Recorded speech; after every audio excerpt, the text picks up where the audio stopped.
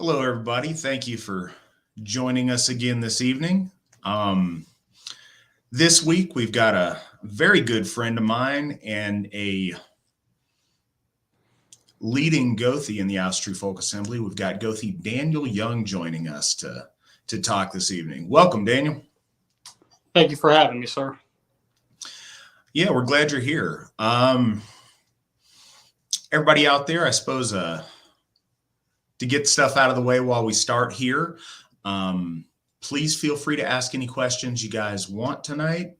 Your questions are what kind of steer this ship on what we're going to talk about. So please feel free to ask any questions you guys may want to know of either myself or Daniel or both. We will stick around and get all of your questions answered.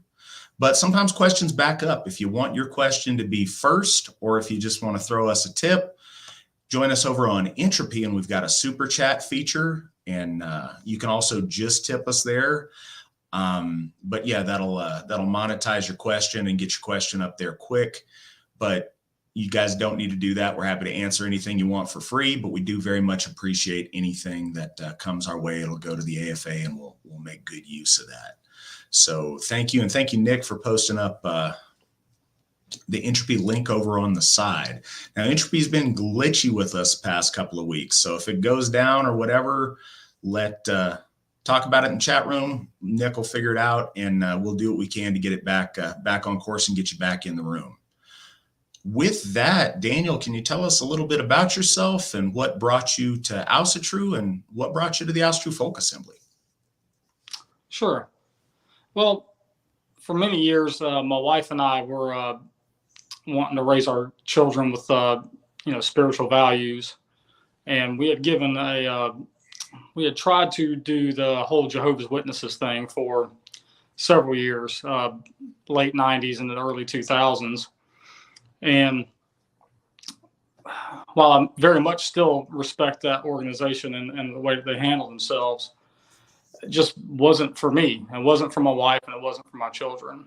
One of the things that was really apparent to me is that while I was studying scripture really heavily, and it was all up here, but it never transferred to here.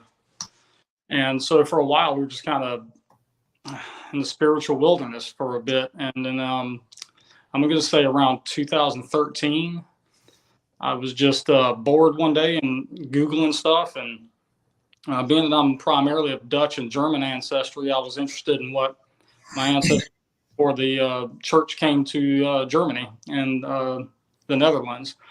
And I discovered, Northern European paganism. And you can't Google the word Asatru without stumbling across the name Stephen McNowan. And so it kind of spiraled from there. I would say around 2016 or so, I decided that rather than studying this and observing it, that I wanted to take it seriously and actually adapt it as a faith. And so myself and my youngest daughter became active practitioners of Asatru. Well, that's great. I think that was my experience too, looking for it and finding Steve. We've already got a question for you. It's going to take a little bit of knowledge, so maybe you can explain the layout of Thorshoff for folks that don't know, and then get to Trent's question. He says, Gothi Young, what's the story behind the name of Rumpf Hall at Thorshoff? Sure. So we had a member from Georgia. It was a good friend of mine and Trent's, named Terry Rumpf. And we finally got to meet him for the first time in 2020 at Ostar in the South, which was held in South Carolina that year.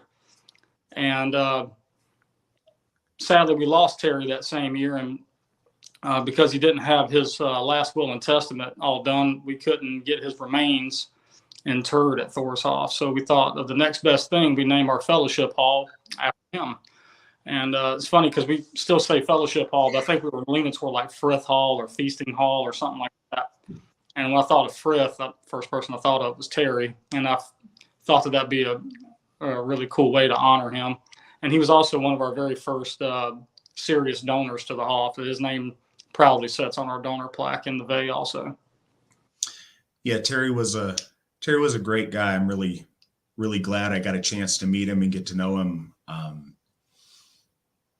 really think that's a very nice gesture of you guys, and something that Terry appreciates from beyond the veil.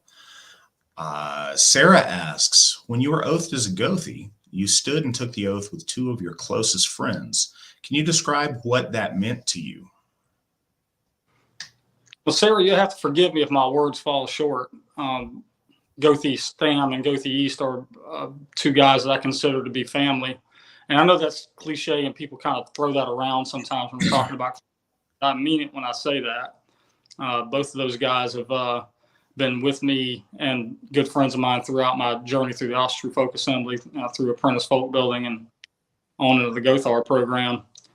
Two guys I have so much respect for, it's hard to even measure. But just as cool as that was, that same day at Winter Nights, I actually got to witness my wife take her folk builder oath that same day, and that was just as rewarding. That was a really special day. That was neat. I remember that, and the three of you that took your Gothar oath and got your ordination, you guys have been such an effective unit for the AFA in general, and each of you guys are Gothar that we're very proud of individually. Heathen Hammer asks, as a Gothi, do either of you tend to use the old poetic meters in bloat, or do you prefer prose, or maybe a combination of both? Let you take the first crack at that. Certainly not the poetic. I try to use poetic language, use different kennings or things like that, but I tend to shout a lot, and so no, none of the I don't use poetic meters for sure. Yeah, for my part, I've never been one that really plans all of what I'm going to say during bloat. I certainly don't use a lot of poetic meter or even rhyming for that matter. My approach has always been to speak from the heart when I'm out there in the circle, and to speak to the God that I'm bloating to. And I find that if I'm trying to remember something, or with a prearranged piece of prose, it takes away from that connection and the I guess authenticity of me communicating with the gods. But that doesn't mean there's anything wrong with it. I know a lot of people do that, or certainly do that in elements. Maybe they have a specific poem or something that they've written that they do want to use as part of their bloat, but not as the entirety of it. I know our law speaker is a fan of rhyming cadence in his bloats, and that often works very, very well. But no, I don't use any sort of poetic structure in my bloats. So getting to the meaty questions, Rob asks, Gothi Dan, what is your favorite flavor of ice cream? Mint chocolate chip. There is no other flavor of ice cream. Good man. That is the right choice. All other choices are incorrect.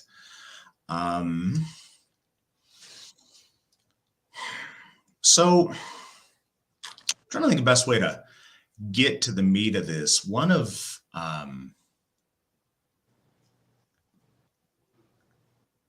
all right, so you're one of the Gothar that's been on the ground floor of the development of Thorshoff.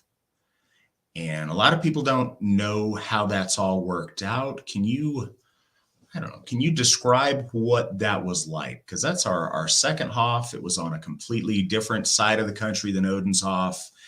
And you guys were really breaking new ground there. Can you kind of describe how that was with going from no Hoff to having a Hoff, to getting the Hoff being as successful as it is today?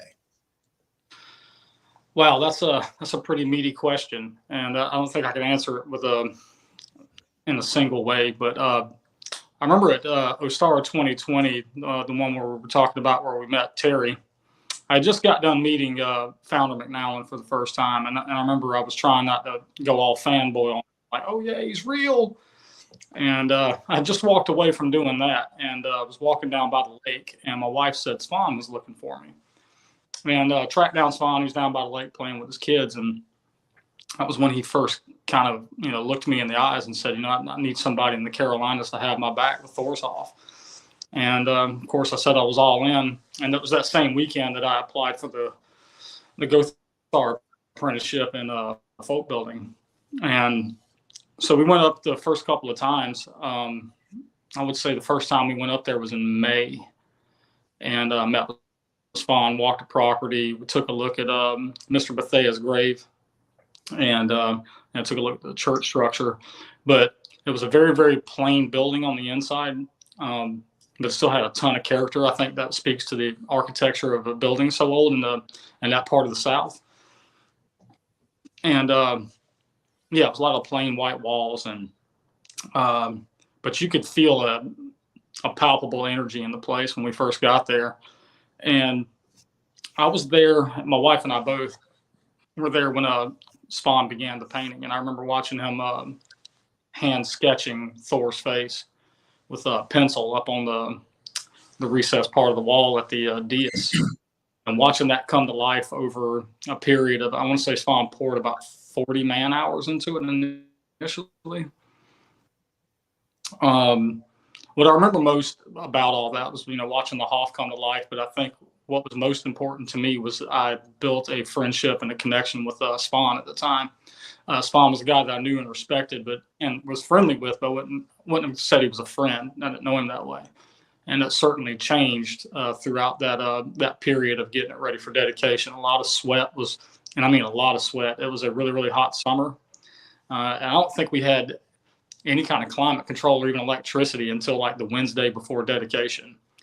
So, a lot of lifting pews and moving that around, taking care of old beat up steps and a lot of, elbow grease type stuff. But watching that mural come to life, and the laughs that we shared and the joy that we shared watching that happen, that's a memory I hope I never lose. Yeah, you guys have done amazing, amazing things there. Thorshoff's always going to have a special place in my heart. That was our first Hoff that we got under my leadership, and I was so. It was an interesting thing trying to get that and looking at all the different properties and all the different steps we went through trying to make that a reality. And so much went on behind the scenes, but it was hard doing, being so involved with it, but being all the way across the country and not getting to be there physically to help with the property or even to check it out. So it's, I really appreciate all that you guys put in there. You guys did amazing, amazing things. And I think it really solidified a lot of our leadership in that part of the country. If you guys haven't gone there, Thorshoff is a very special place, and I hope you guys get a chance. You mentioned Mr. Bethea. Could you tell folks that may not know kind of the story behind that? So yeah, there's the original congregation. I had only one grave on the side of the street where the temple itself is. There's another graveyard across the street, which is still managed by the previous congregation. And we know very little about Mr. Bethea. To a woman named Sarah, who's actually buried across the street. And when we first got there, his headstone was in tatters. I mean, it was quite literally broken into, I'm going to say, at least 24 pieces. So it hadn't been cared for or any of that. And one of the things that the Alsherjargothi was really adamant about was that we put a new stone there and remember and honor that man.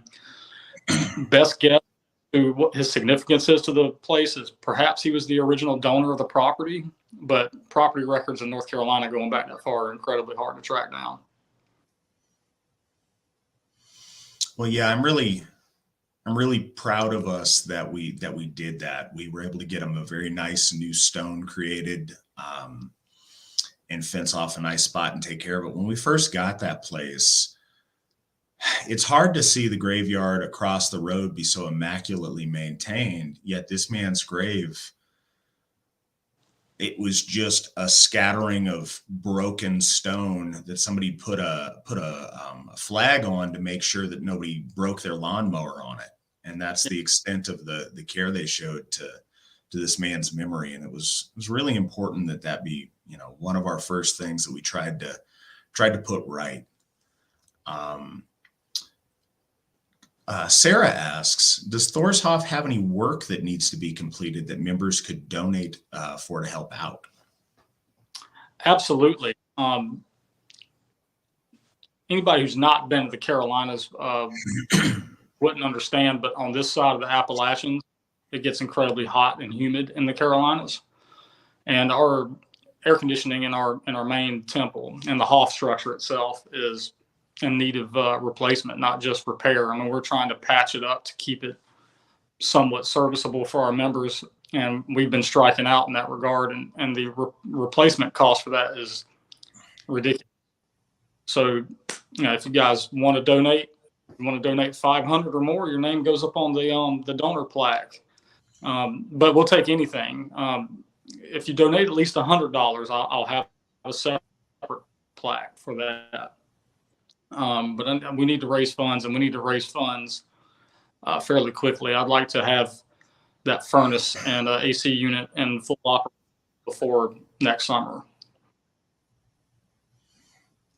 That would be nice. Yes, indeed. It would guys, seriously, all your donations are very much appreciated. You guys being generous is the reason the AFA is able to do the amazing things we've been able to do recently, and we're very, very thankful for that. Got Cody asking, what does it mean to you to be a Gothi? I assume that's for you, Daniel. Again, that's such a very simple question, but it doesn't have a simple answer. I think because of the standard set by the Gothar that I'm peers with, mentioned Trent and Rob, and those names can go on and on. The Erickson, Alsherjargothi Flavel, Sheila McNallen, just to be mentioned in the same breath with any of those names, I still sometimes have to pinch myself. Like, I can't believe that this is real, and it's a huge honor. Wearing this ring and having this title is much more than that. But I think above everything else, just the hard work that goes into not only getting here, but after crossing that threshold and getting across the ice, the real work begins. And it's something I take pretty seriously. Not pretty seriously, I take it very seriously. It's quite literally a full-time job. Even when I'm doing my regular job, I'm still doing this job, whether it's receiving text messages from members in need or other leadership or stuff like that. But what it means to me is it's as important to me as it is to be a husband and a father.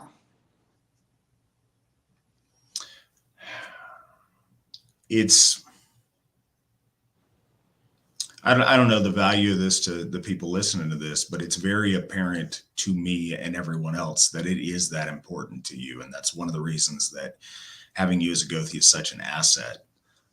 Nathan asks, what did it take to become a Gothi for you?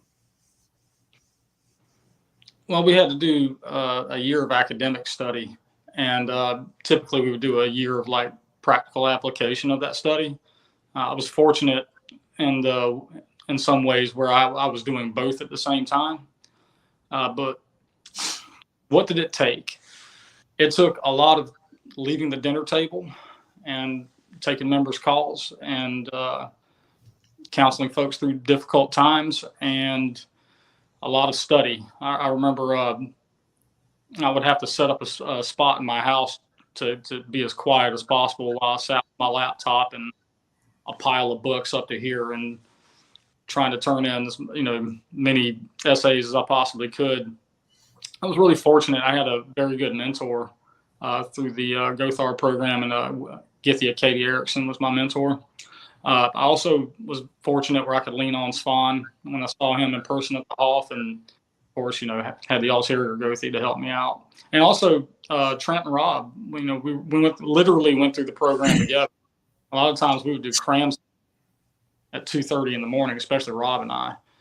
And yeah, it was a lot of, we don't have infinite time. Time is finite. So time that I was spending doing that was taken away from something else. And that wasn't lost on me, that level of sacrifice. Yeah, one of the things that folks, wouldn't have any way of knowing, but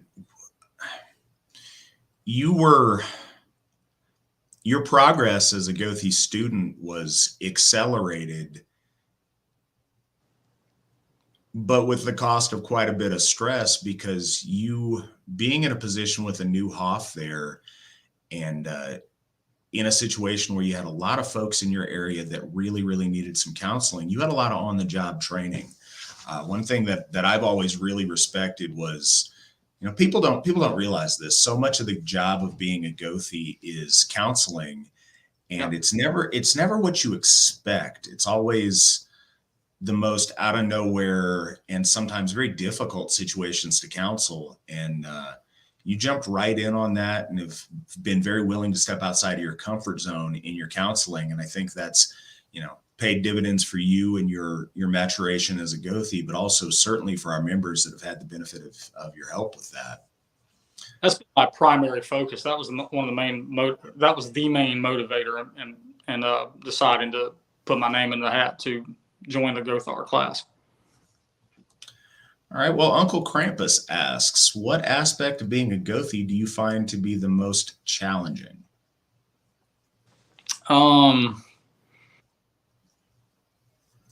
Well, the counseling can be challenging sometimes. But I would say the most challenging is that the time spent away from the dinner table, or having to tell my little girl, hold on a minute, Daddy's got to take care of some stuff for the church. But that's the most challenging part. But luckily, I've got a family that's as all in with this, that totally understanding. But still, sometimes I could tell she's disappointed when I have to step away to take care of business. Well, I'm going to throw in an answer on this because he didn't throw a name on it. So I'm going to put out there what I've found in being a Gothi that's the most challenging is that counseling aspect. When somebody comes to you with a particular tragedy, you want so badly to be able to help them. And sometimes you feel like there's not much you can do to fix broken situations that they come to you with. It's very difficult to do that and want to help so badly, and to find yourself, unable to fix their situation.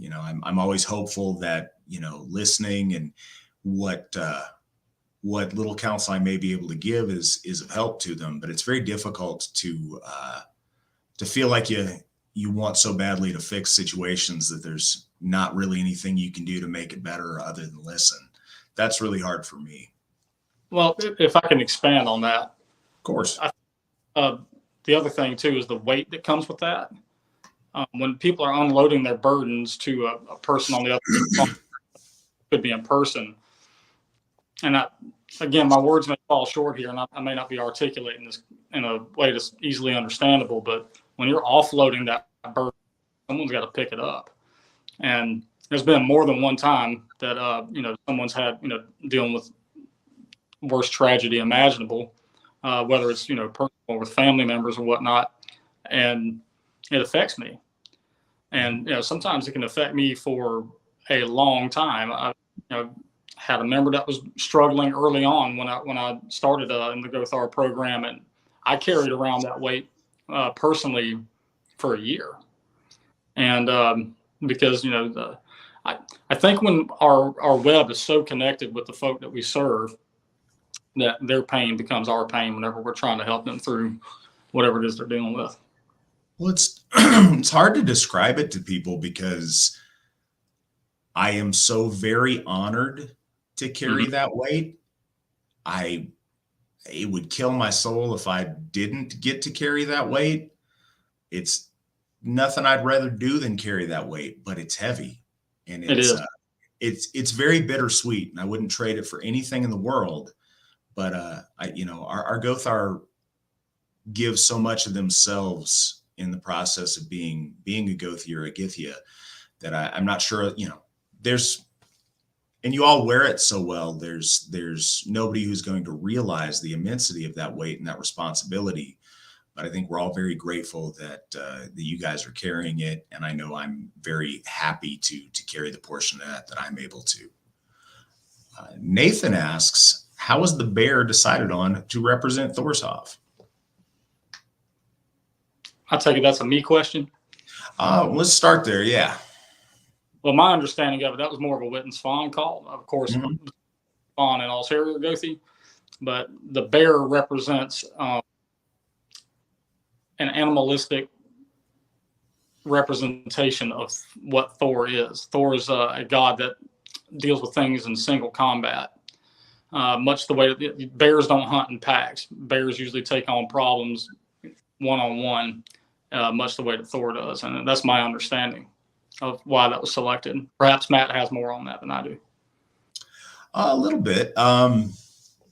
Just going through stuff. I mean, there's a matrix of things that go into deciding on mottos, deciding on mascots, deciding on a color scheme.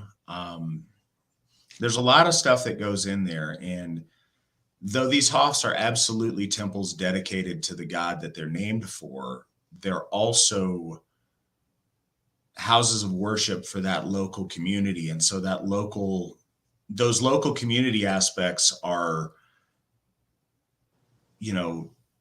as relevant in choosing those factors. So one thing, the black bear specifically is, an animal that is local to that area and that is persistent, and that's a symbol of strength in that area in particular. And I think that's one of the things that went into Svan's line of thinking, going ahead and choosing that. There also, and I'm sure this factored in the back of our mind, there's a lot of attestations to people being named in conjunction with Thor and bear names. Like Thorbjorn is a very common name for our ancestors. So it's one of the things in designing it, when there was some spindly bears, I'm like, no, this isn't just a bear. This is Thorbjorn. This is Thor's bear. This bear needs to be solid. Brandy threw us $10. I appreciate that, Brandy. And she says, the ring is heavy, and there are few who carry that as well as the men on the screen. Well, thank you, Brandy. It means a lot. Especially coming from you, Brandy. That means a lot. Thank you. Yeah. On the short list of the all-stars that carry that ring, Brandy's up at the top of that list. Absolutely. So also for you, from Nathan, what is the Thorshoff motto, and what does it mean to the both of you? Well, I suppose we'll start with you, and I'll add my 2 cents afterwards. Well, the origins of that motto come from the Iron Guard kindred out of Virginia, which had been disbanded isn't the right word. It was basically consumed by the Hoff, because the large portion of that kindred was heavily involved with the founding of Thorshoff.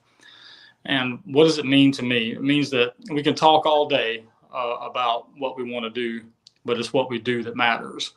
Oftentimes, whenever I'm speaking to the gods, I'll use that motto in whether it's in prayer or whether it's in bloat, or I'll ask the God, hear my words and see into my heart and know those words, and that my deeds match those words and ours. Yeah, I'm trying to think what more is to add to it, because it's very simple, but it means so much. One of the very common, I guess, slogans since the dawn of modern Asatru is that we are our deeds. I don't think enough people internalize that, though. You can have the best intentions, and you can be the smartest guy in the room. You can be the most well-read on the lore. You can have all the potential in the world, but if you don't go out there and do something with it, it's all wasted. What counts at the end of the day is what you accomplish and what you're able to do, and the things that you manifest into the world. And the best plans, the best intentions, the best potential is all meaningless unless you put that to the test and put that out in the world. So yeah, we've got a couple monetized things. Brandy threw us another $10. Thank you, Brandy. For those of us with teenage sons, what is the best advice you both have for living Asatru? Go ahead and take the first crack, Daniel. Put me on the spot. Living Asatru. I think looking no further than the Hoff mottos themselves. Odin's Hoff, do right and fear no one. Thor's Hoff, being words are wind, deeds are iron. Say what you mean what you say. And rather than observing the game on the field and critiquing it, get out there and play. Get on the field and do your part. And don't be afraid of failure. There's no better teacher than failure, in my opinion. Absolutely. What Daniel said specifically as young men,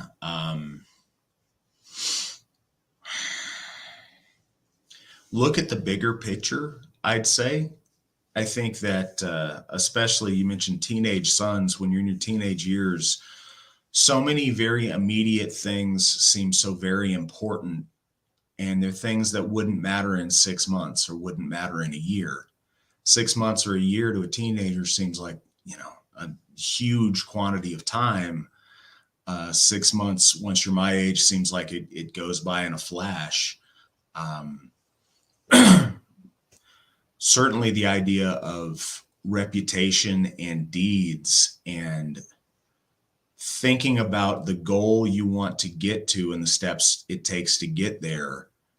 It's really easy to squander a lot of time and make a lot of mistakes early on. And certainly, like Daniel said, you learn from those mistakes.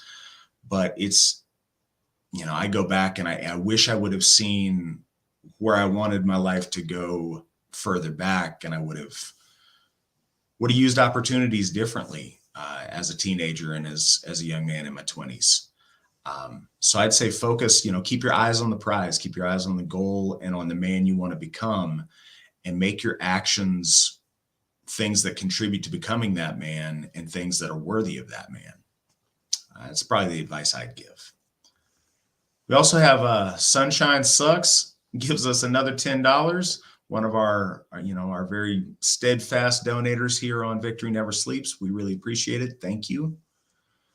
Bobby asks, Gothi Dan, could you touch on the difference between practicing Asatru individually and practicing with others? So if you're not practicing with others, it's common. You hear people say this all the time, but if you're not practicing with others, you're doing it wrong. And I'm not a proponent of that. Individual connections with the gods is important, but I try to describe that link between us and the gods almost like an electric current. And especially being a Gothi standing in the center of that circle, you're kind of like the ground wire. And that energy starts to build around that circle of people and spiral on up to the gods. I think the more powerful the energy going around that circle, the more powerful it is in the gifts we give to the gods. And I think the gifts we receive are that much more potent. Steven says, Matt, hit us with some awesome updates. I'm trying to think, because I'm doing these every week. I'm trying to think what's new since last week. One update is on Tuesday, before the next time I speak with you guys, we're going to officially start the school year, the first school year of the Asatru Academy. And that's something we're all very, very excited about. We're looking forward to that. This is really, it's hard because it's not such a physical thing for everybody to see, but this is one of the most important things I think we've ever done. And I'm very excited to get that started. I'm excited for the kids involved. I'm excited for the parents, and I'm excited for our staff that are so very excited to do that. This is going to be a really beautiful thing.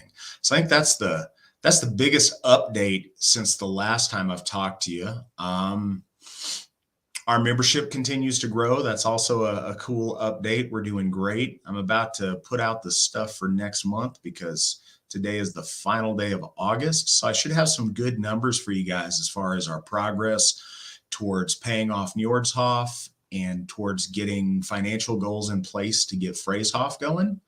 I'm very excited about moving forward on that. Again, y'all's generosity is amazing. This month, we're going to be able to put a substantial chunk down on that principal that we owe on Njordshoff. So you guys are, I knew that we would be able to pay that off relatively quickly, but you guys and your continued support is making that even quicker than I'd imagined. So thank you for it. Got another monetized question, 10 Canadian dollars from Lawrence Forbes. Thank you very much, Lawrence. We appreciate it. Good evening, gents.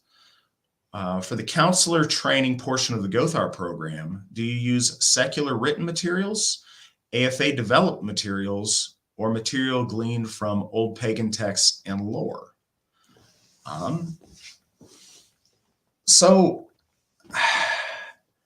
Yes, all of those things.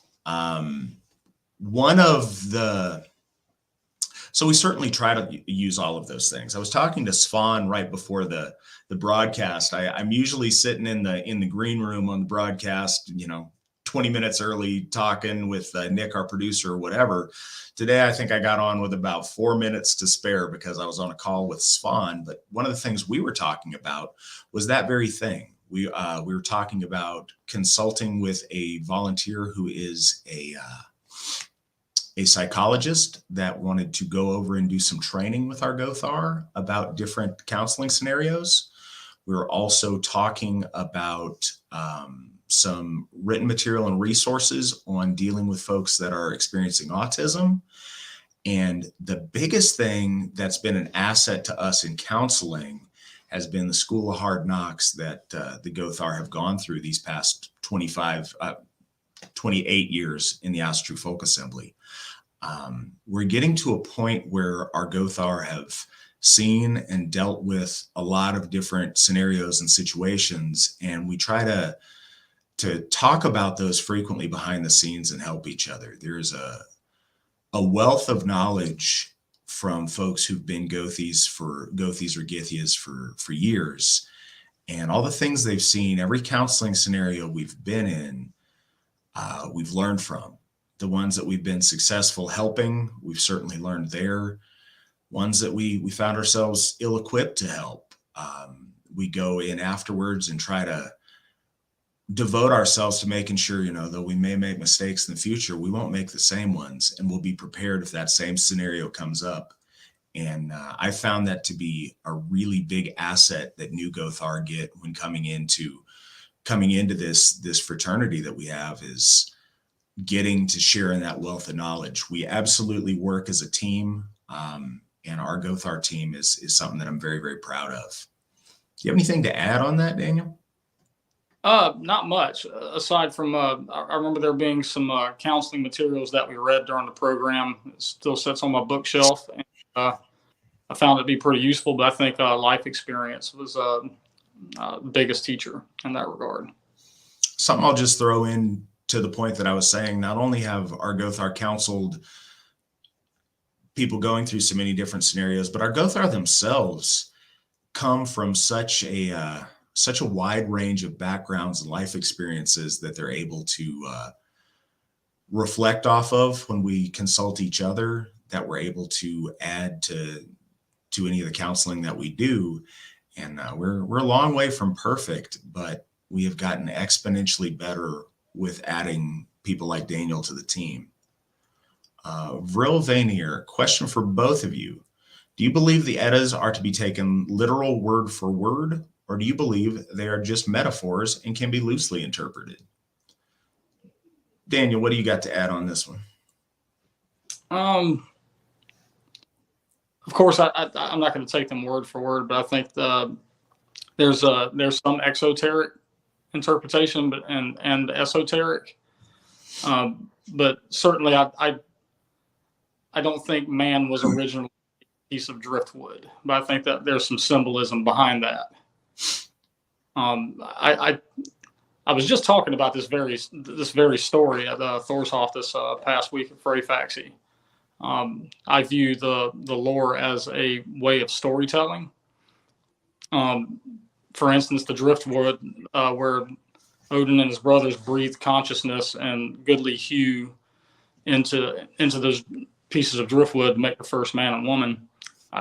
I don't view that as literal, of course. I think the Ask and Embla was more of a generation of men and women who had maybe washed up from the sea of humanity, and that the way we view time, viewing it in a cyclical nature rather than linear, I see that as has happened, is happening, and will happen. I think this worldwide awakening to the Asatru faith is another example of the gods breathing consciousness into European man and woman right now and representing this generation. Yeah, in the AFA, we absolutely don't treat our lore in the same way that the Abrahamic faiths do. And I think that that's the case with most indigenous faiths. Our lore is absolutely truth, and it's extremely valuable, but it tells truth in a poetic way and in a way that explains big truths to people at different stages of their development. Our lore contains truth, but it's not a sequence of literal true events that happened in a traceable timeline. It's stories that illustrate, the profound meanings of our existence and help us better understand the massive spiritual forces that our gods are. But no, we don't treat the lore as literal or obsess over minute details of those things, because I think when you do that, you cheapen the bigger message of it. Tracy says, I admire Gothi Daniel Young and his wife Heather because they are very genuine and kind. They certainly are.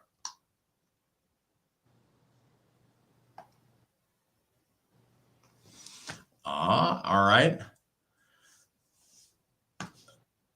So I think this one comes from Nick. He's asking, but my question is for you is, what are some of Gothi Young's reading recommendations? Sure. We hear Alsherjargothi talk about Culture of the Teutons. Of course, that one is phenomenal. I think the chapter on Frith, especially it being the first chapter, I don't think that's an accident, but that chapter on Frith is worth rereading as often as you possibly can. It's so eloquently written. And I think that's one of the more foundational tenets of Asatru is how we interact with each other. So that's my take on that particular book. Other recommendations are the one I got by Chris Kershaw. For rune stuff, if you're more esoteric, more advanced, I recommend Alu by Edgar Thorson and The Serpent and the Eagle by Chris Travers. So I'm going to throw in their bonus because it was pointed out rightly last week by James that Stephen Pollington's works are very often overlooked, and they are because they're very expensive to get a hold of. So I think often people don't, and they're really, really valuable. The Meaty Hall is a fantastic book, and I'd recommend that to anybody out there. It speaks so much about the importance of community, the importance of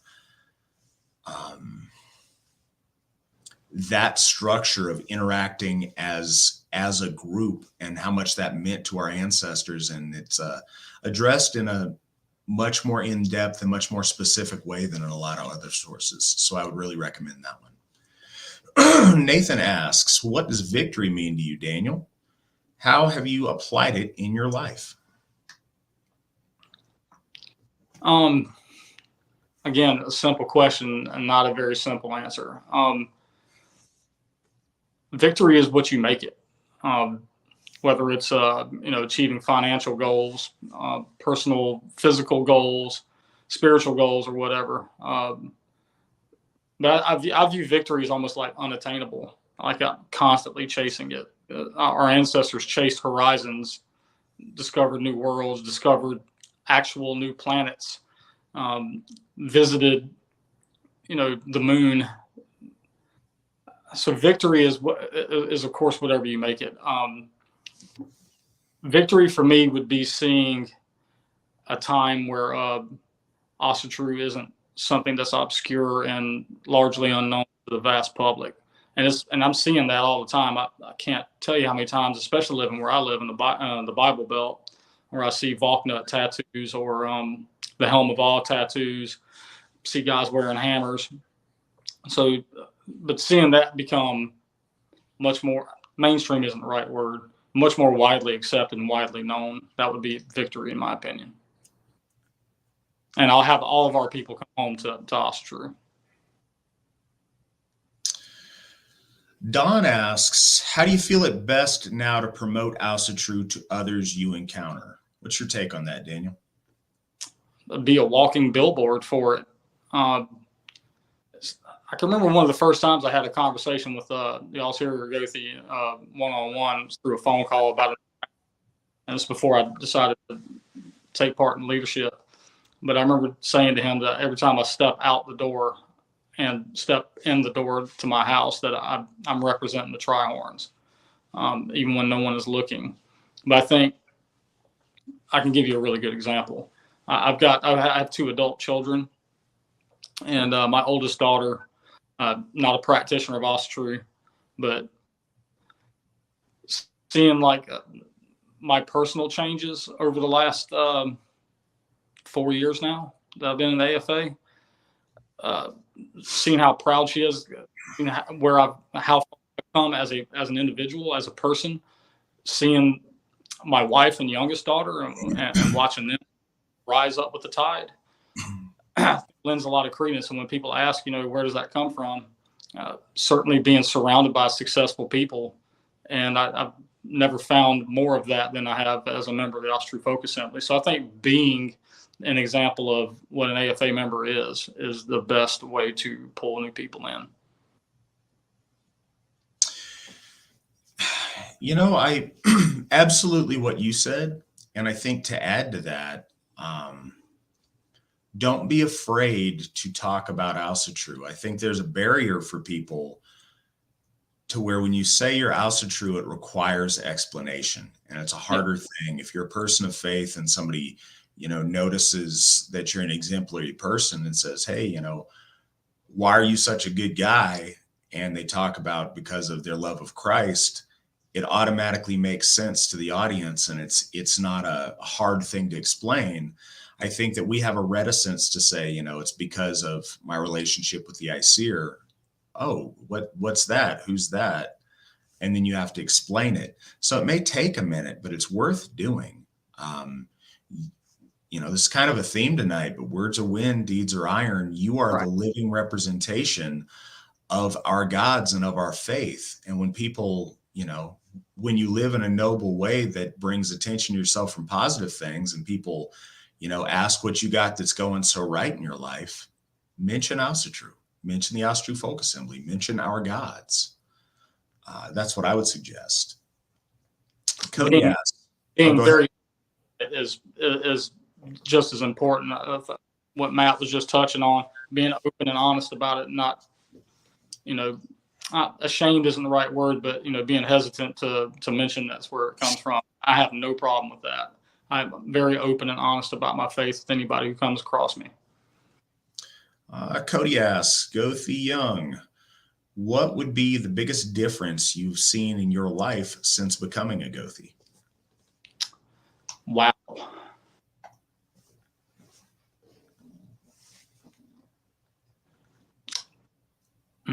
That's a heavy question. The biggest difference in my life is being responsible for so many people. It's not just as Gothi, we represent gods to our folk, and we represent our folk to our gods, and there is a very, very heavy weight in that.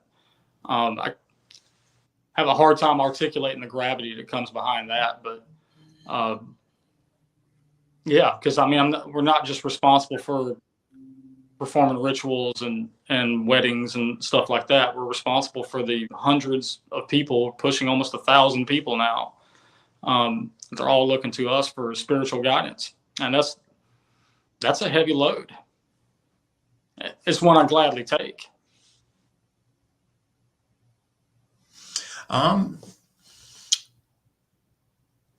So Nathan asks, which of the gods do each of you identify with?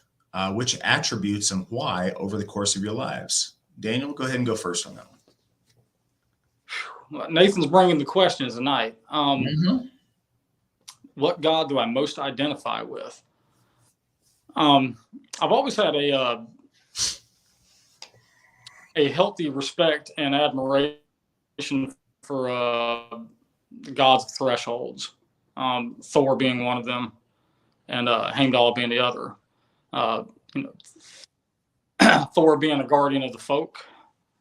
I think that's something we certainly, embody as Gothar, and Heimdall being the watchman of the gods, the ward of heaven, and also, the one that's there to protect and keep chaos out of the gate. But those are the two gods I think I identify with the most. That's a really tough question, though, because I could do this about many, many more gods.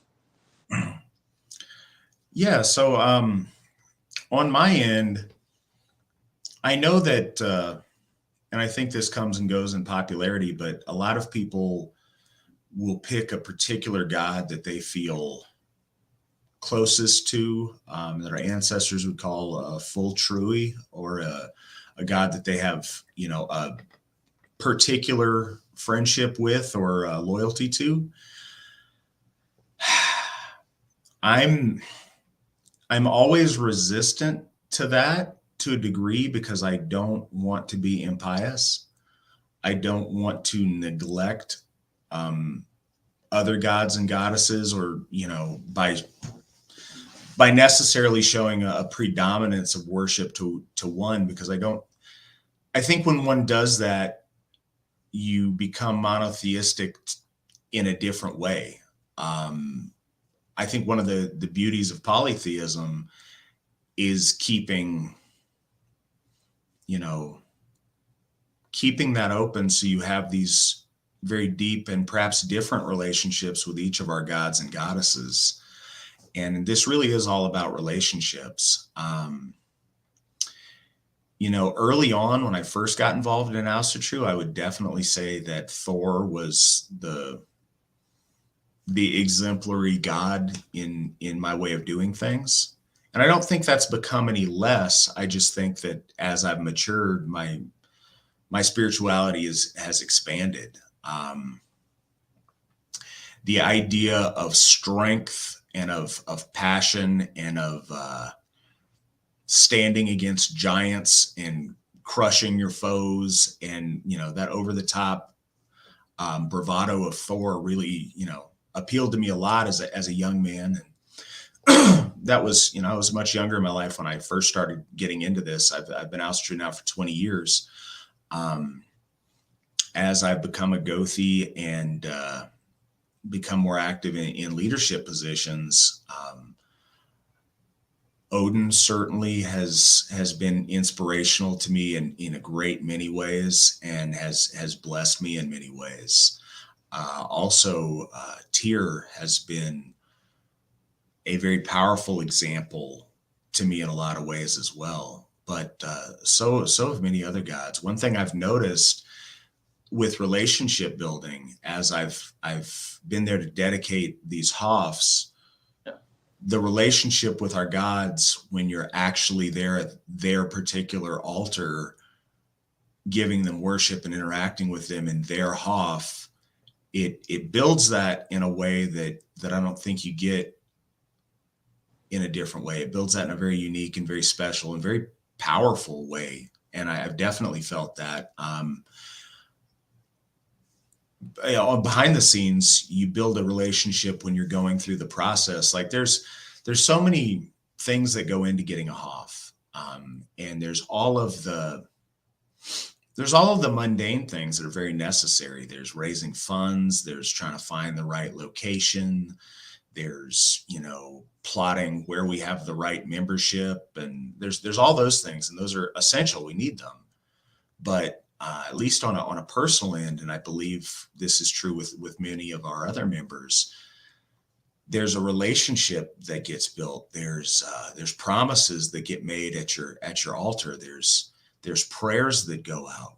There's a very sincere desire to want to find the right place and want to find a place that is worthy of the God that you're giving it to. Hoping to get everything right, hoping you're not the guy that does something stupid that screws it up. So now one of our gods doesn't get their Hoff. Through that whole process, there's a lot of prayer, a lot of meditation, a lot of offerings, and a profound spiritual development goes on while those Hoffs are being contemplated and worked towards and ultimately dedicated. And that's really strengthened, my relationship with Odin, with Thor, with Balder, and with Njord so far. Maybe, I don't know, more different than what you're asking for, but that's what comes to mind.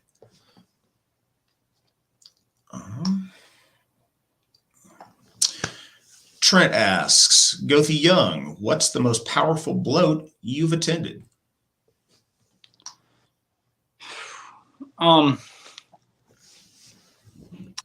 have an answer to that, but it's a really, really more to it than just the bloat. I think it was situational and more to do with the event than anything. So in 2019 was my first O-Star in the South, my first national event. It was my first time meeting the Alsherjargothi. It was the first time I met a lot of guys. I met Rob and Cliff and a bunch of other people there. My wife and I have an adult son, and we were estranged at the time leading up to that particular event. And so when he came back home because he had fallen on hard times and was dealing with some substance issues. So rather than leave him home, we said, okay, we're going to come with us. And he came with us. And we had some conversations with a Gothi at the time, Brian Wilton, to kind of counsel Heather and I through this particular thing. It was really hard to deal with. And what motivated me afterwards to get into the Gothar program because of Brian's counseling and Matt's also. So anyway, that Friday night was the first time I'd experienced an Odin bloat. And I don't know if that one's always stuck out in my mind for a multitude of reasons, but I could still hear the Harrier Father song in my head echoing. And as Matt was asperging the blessings from the horn, and many of you were watching have experienced one of Matt's bloats, and that it can get thunderously loud and extremely high energy. And I remember when he had the horn and was going to empty the horn upon the fire, I'm not sure if the horn slipped, but at least from my perspective, it looked like he spiked it like a football, like, if you scored a touchdown. And if he didn't spike it on purpose, he sure played it off really well. He was, Matt's a big man, and a lot of energy coming forth from him. He's kind of like flexed when he was still, Hail Odin. And it hit me in the chest. It was, I'm having a hard time finding the words, but it hit so hard. And I remember walking away from that just trembling. And I remember turning and looking at my son, and my son, just tears streaming down his face. And he and I exchanged some words that I'm not going to share. But I look back at that bloat as a beginning to my son's healing. And I'm trying not to get emotional. Watching him get over that particular issue and become the man that he's become in the last 3 years, all of it began there. And I'm super proud of him. And I always look back at that particular ritual with an insane amount of piety and emotion. A lot went into that, and I got a lot out of it, and that my whole family did. And it kickstarted a big change in my family's life. It all began at the start of that bloat. So the horn absolutely slipped, and I tried to play it off, and I'm glad that was successful. I was so worried I'd destroyed the nice AFA horn that we had, but I was in the moment, so I just went with it. But yeah, it was totally a slip. So Robert asks, do you ever get tired of a question if it's previously answered in a other video? No. And that's one of the cool things about doing Victory Never Sleeps versus the once a months that I was doing is, you guys get to hear the perspective of other people involved in the AFA and not just me, because it's a question you may have asked me over and over, but each time we have a new guest, they can offer something different, or the books that, like the book recommendations, always a question we get asked, but each person has different stuff that has really stood out to them. And yeah, there's a lot of commonality, but there's also some different ones that have been, very meaningful to different AFA personalities.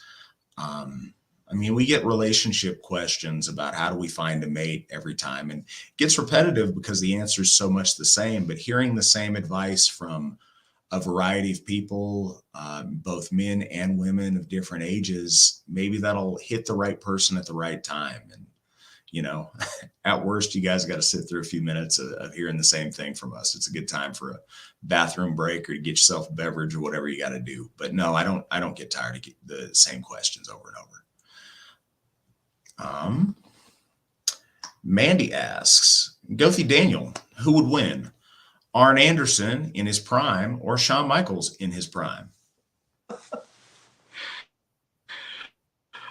Arn Anderson. Arn Anderson, because the Horseman would be there to jump in and make sure Shawn Michaels went down.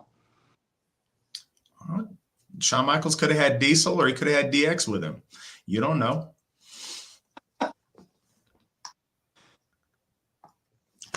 In the ring, Shawn Michaels would absolutely win. In the street, Arn would destroy him. That would happen today. It would happen then. It would happen 20 years from now. Yeah. Nathan, Matt, and Daniel, what really drives you to do what you do in the AFA and in life? Go first, Daniel. Man, Nathan's bringing the questions hard tonight. Wow. What drives me? So, personally, for myself, I want to be remembered. I would like to have, in 100 years from now, people raising a horn in my honor, whether that's through an AFA Day of Remembrance or the fact that myself and so many other people were the first at Thorshoff. But what motivates me is service to the gods, first, ancestors, and the folk. Our people are in desperate need for spiritual food, and I think that's our primary job as Gothars, to make sure that they get that. Because we've been floating around individualistically for so long now. I think as important as it is uniting our people with their gods is just as important as uniting them with their people in the kin fence.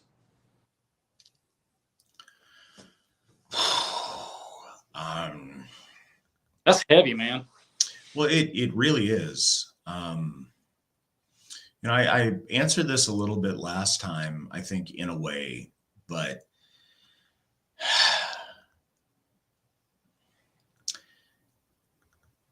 this is true throughout, but especially as I hit 40, I'm aware that life is finite, and I'm not dying or anything, but we've got a limited amount of time here in Midgard to build reputation and to do things and to accomplish.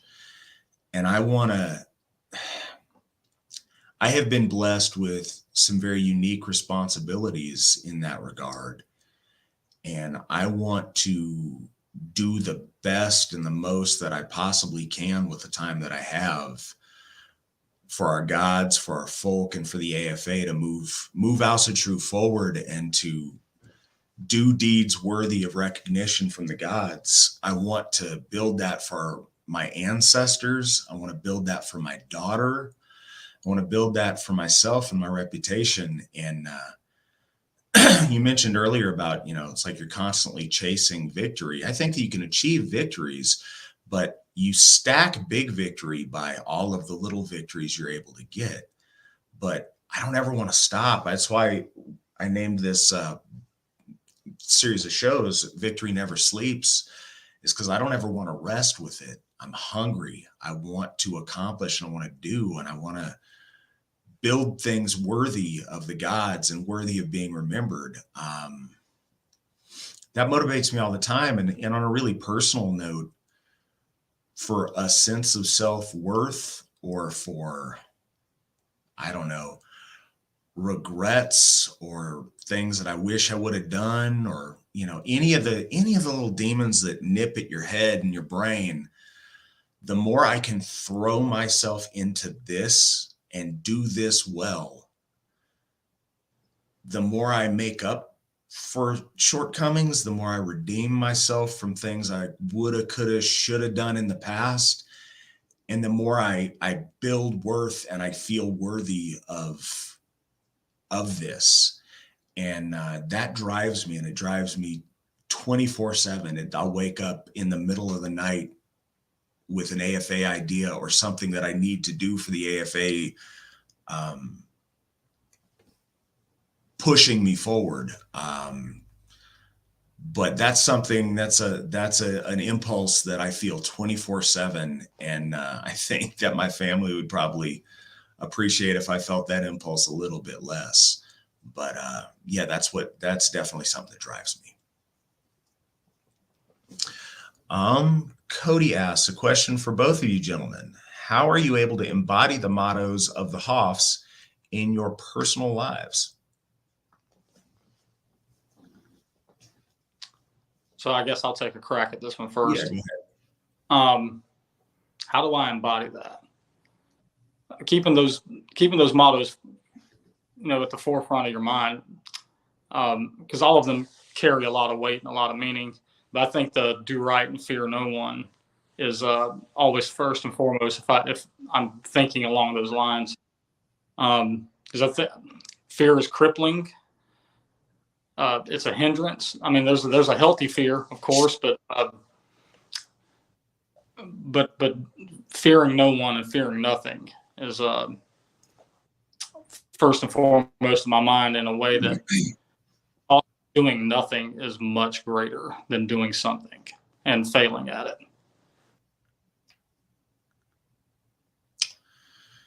Yeah. So first, to take them each individually, do right and fear no one. To live that out in my life, that motto helps me, when I reflect on it, to reset my priorities and make sure I'm not acting out of fear. Fear is such a very common human experience that we all deal with. And it's very instinctual, and it's not even like you have to give a thought to it to let fear curtail you from doing the right thing. And so I constantly reiterate that to myself: do not let fear be a deciding factor in preventing me from doing the right thing. And I think that's really important. The words are wind, deeds are iron. I mean, we've been over that a lot tonight, but making sure that, so this is something, as Alsherjargothi, it's been important to me. And I've seen different things in the past coming up in AFA leadership. And I don't ever want to be that guy that makes promises I don't keep. I don't ever want to be that guy that projects something or that says things and then doesn't have the follow through. I'm always really aware of that. And I know that circumstances and things come up, but I'm very aware that when I make a commitment, I want to be the man that completes that and that fulfills the commitment. And I want to do that in my own life as a man, but also it's my responsibility, because I represent the Asatru Folk Assembly, to make sure that the Asatru Folk Assembly's word carries weight, and that I uphold the integrity of the Asatru Folk Assembly by following through. So that's very important to me. Baldershoff, guided by True North, just checking in on my priorities, making sure that the right principles are guiding my actions, or thinking about actions in terms of, what will this achieve? Will this bring me closer or further away towards the things that really matter and the things that are very important? And Yordhoff, the strongest winds make the harshest wood, or make the harshest winds make the strongest wood. It's a new Hoff, so bear with me on that. Seeing and realizing the strength that we gain through struggle. I've said this consistently as Alsherjargothi, but the right thing is very seldom the easy thing. And all of these, you can see how they harmonize together. But remembering those slogans, I find helpful in just as a personal evaluation, a personal check-in on where I'm at and what I'm thinking and what I'm doing. It's just past the top of the hour. Remind you guys of a couple of things coming up next month, and Nick will pop up the dates for you and a link for registration, hopefully. But we'd love to see you guys in October at Winter Nights. This time, for the first time, Winter Nights in Ohio.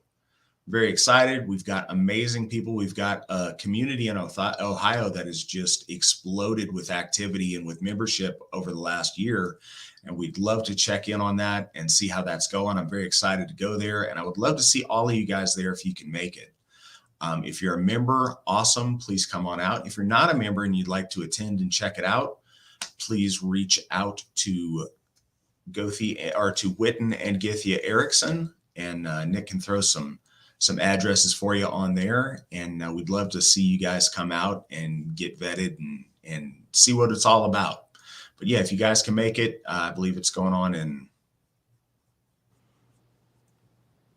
you know what? I don't want to misspeak. It's going on in the state of Ohio. Exactly where in that state, my Ohio geography is not as great as it could be. But yeah, make sure you come out to Winter Nights in October.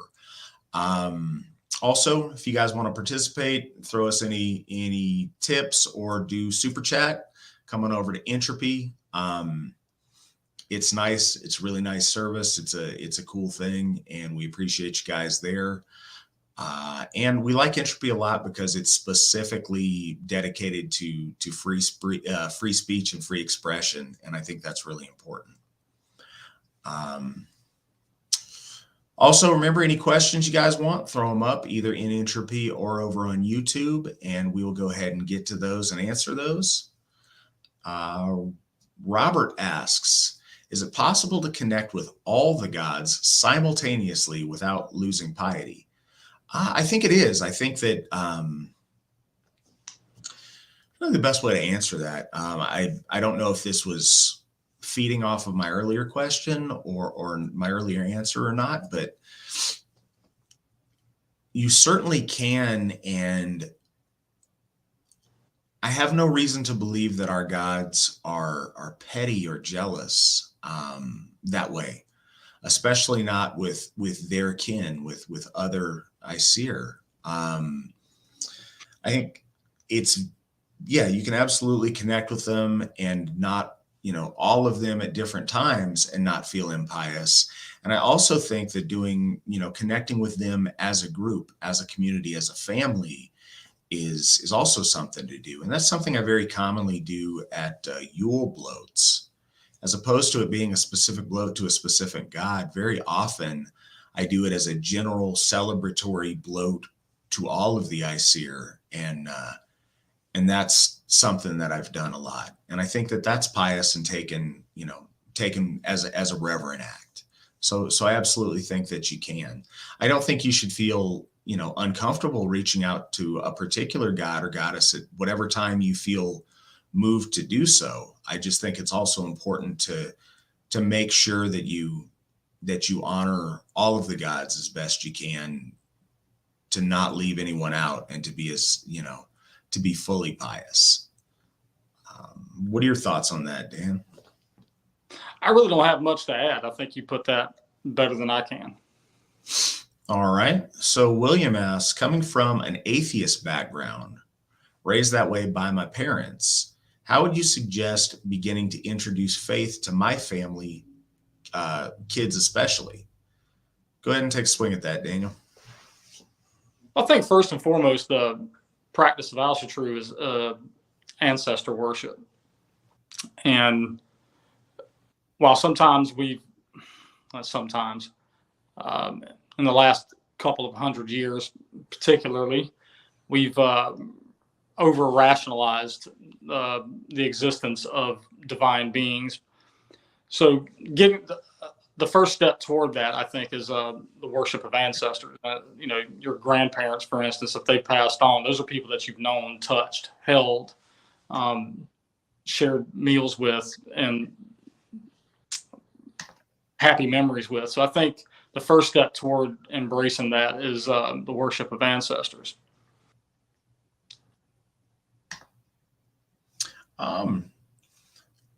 Apologize, guys. Bear with me. Our Entropy is not working again for some reason, unfortunately.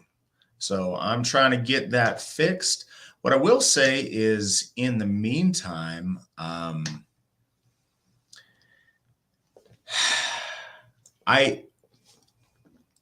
like Daniel said, I think that ancestor worship is the most accessible path to that. Because I think that when you have pictures, and I'm not sure if your parents are with you still, or if your grandparents are still with you, but when you have pictures on the wall of people that your children can see, they know those people existed. There's not a question. There's no, fundamental existential questions about the existence of gods. These people clearly existed. And it's so fundamental to human nature in all of our expression to be able to commune with our ancestors, even people that don't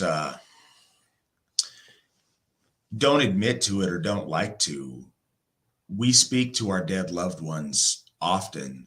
Even atheists do it without thinking about it. You'll have something you want to share, or you want to ask your grandpa about, or you'll come in those moments where you're in your feelings and you'll do that.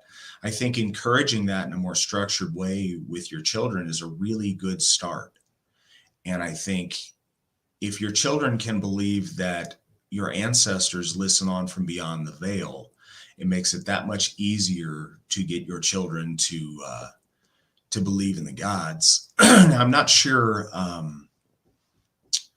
the ages of your children, and I think that makes a difference whether you're starting them out fresh or whether you're trying to get older children who have been atheists to become religious.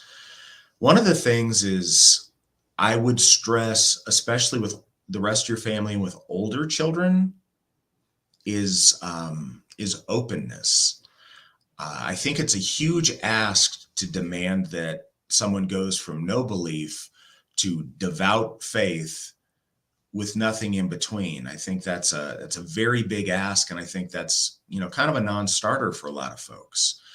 So in the AFA, we try not to do that. What I would encourage people to do is to be open and to reach out, to make an offering to the gods and see what happens, with an open heart, an open mind, and just literally say that. Say, hey, I don't know if you guys are out there, but I hope that you are. And here is an offering, some incense or some meat or a shot of whiskey, or, literally whatever that's respectful. And say, hey, I'm here and I'm listening, and see what happens. And I think you'd be surprised. Some really great things can happen from just that. Also, I would encourage you to get with your local AFA membership and get your family to participate in a ritual, or at least to witness a ritual. The power when a group of people come before our gods is, there's a synchronicity that's built, and there's a momentum that's built that makes us worth more than the sum of our parts when we're doing it as a family or as a group, as a congregation. And those are occasions where I've seen that light come on in people's eyes, where all of a sudden the gods are real to them.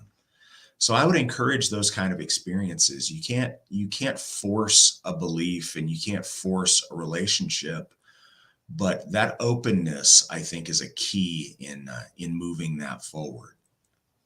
Matt, can I add something to that? Absolutely, you can. So it's interesting you said that, and you had mentioned, bringing your family to an AFA event. So I'm going to tell a little bit of my story when I first joined the AFA. So I'd had found a folk builder in North Carolina through a Facebook group that was related to folkish heathenry, but not necessarily just the AFA. And they put me in contact with a guy here in South Carolina. And at the time, at the house anyway, it was just myself practicing and my daughter, who was 9 at the time. And I got invited to, I believe it was a winter finding event, which was only about an hour from my house. I told my wife, I said, me and Lauren are going to go check that out. And my wife made fun of me about this stuff. She was like, oh, you want to pretend to be a Viking? You're going to go pillage our neighbors' houses? La, la, la. So I told her we were going to go check this thing out. And she said, well, I'm going to come with you. And I said, why? You're just going to make fun or whatever? She was like, no, I just want to make sure you're not bringing our kid around some, weirdos or whatever. So my wife tagged along, and we exchanged gifts with Prey that day. I remember looking back at my little girl, and again, she was overcome with emotion because it was finally real. And we finished up with the ritual and shared a meal and did a sambal, which is a wonderful icebreaker. I always recommend that for newcomers to participate in sambal. And before we got out of the driveway, Heather had applied for membership at the Asatru Folk Assembly. And it was less about the connection with the divine. It was more about the connection within the community. So there's always little stepping stones there. And we talked about ancestor worship. I think that's maybe a second step. But I think getting involved with the community and seeing what it's about in real life is probably the most important thing you can do. It's not the popular answer, but I think that it's true. When you see something, it's easy to come into this or come at this from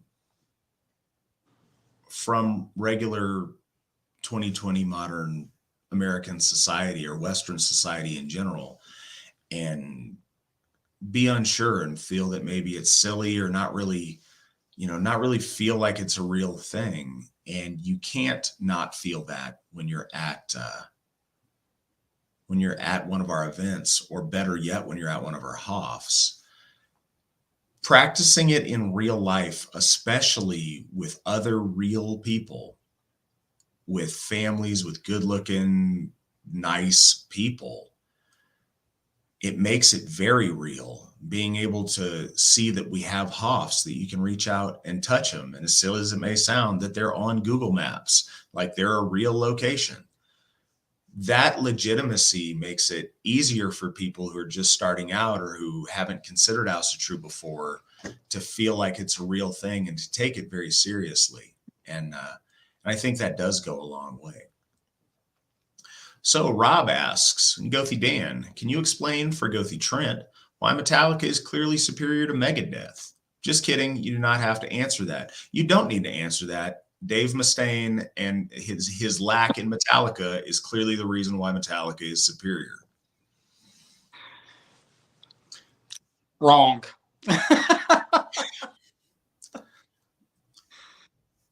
Poor misguided people. Jason asks, Brother Young, can you share your experience in the runes and how you feel journeying through has affected your growth and development as an individual and a Gothi? Again, that's another heavy one. The best way I can explain this is I'm a lot more exoterically minded than esoteric. But I could share a singular experience with the runes, where the work we were doing, the altar that we were executing, actually saw that happen in real life. So we had a member whose husband was in a really bad way, suffering from the effects of COVID. There were several times that she was called to the hospital to tell her husband goodbye, and he would just pull out of it. And we had gathered at Thorshoff for our Yule celebration, and one of the things that Gothi Svan wanted us to do was to galder the rune Urus for healing, and that was what we did.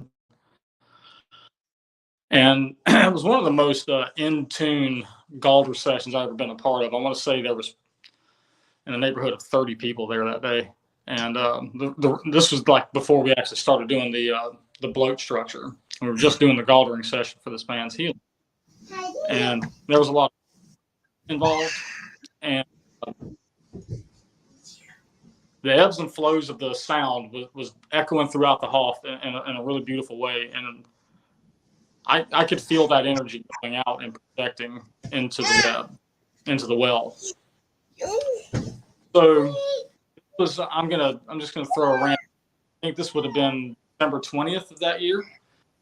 On the 21st or 22nd, I got a text message from the wife of the guy and said that he had woken up.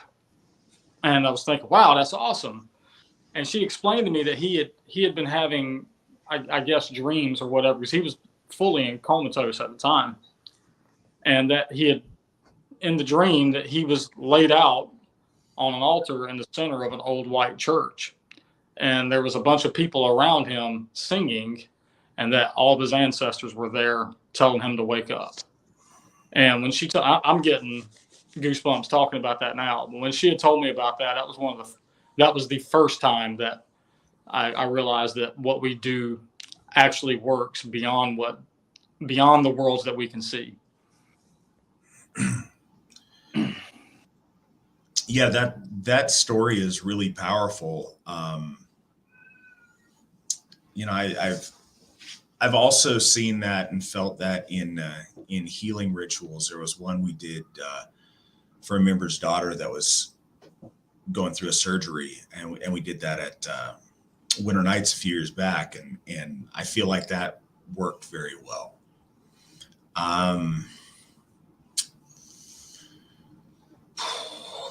I agree. Not sure what that was too. Okay, cool. That's from Nick. A question for both of you. Would you agree that people in the general population aren't serious about anything and tend to wrap everything in sarcasm? And also, what is the remedy for that? Daniel, go ahead and take the first crack at it. Well, I think that's certainly a generational thing. I mentioned earlier that I have an adult son. I can remember when he was in his early teen years that everything was a joke, everything was funny, and nothing was taken seriously. I think the remedy for that is just life experience, because, when everything's funny and nothing is serious, and then there are real world consequences for your action or inaction, it's not so funny anymore.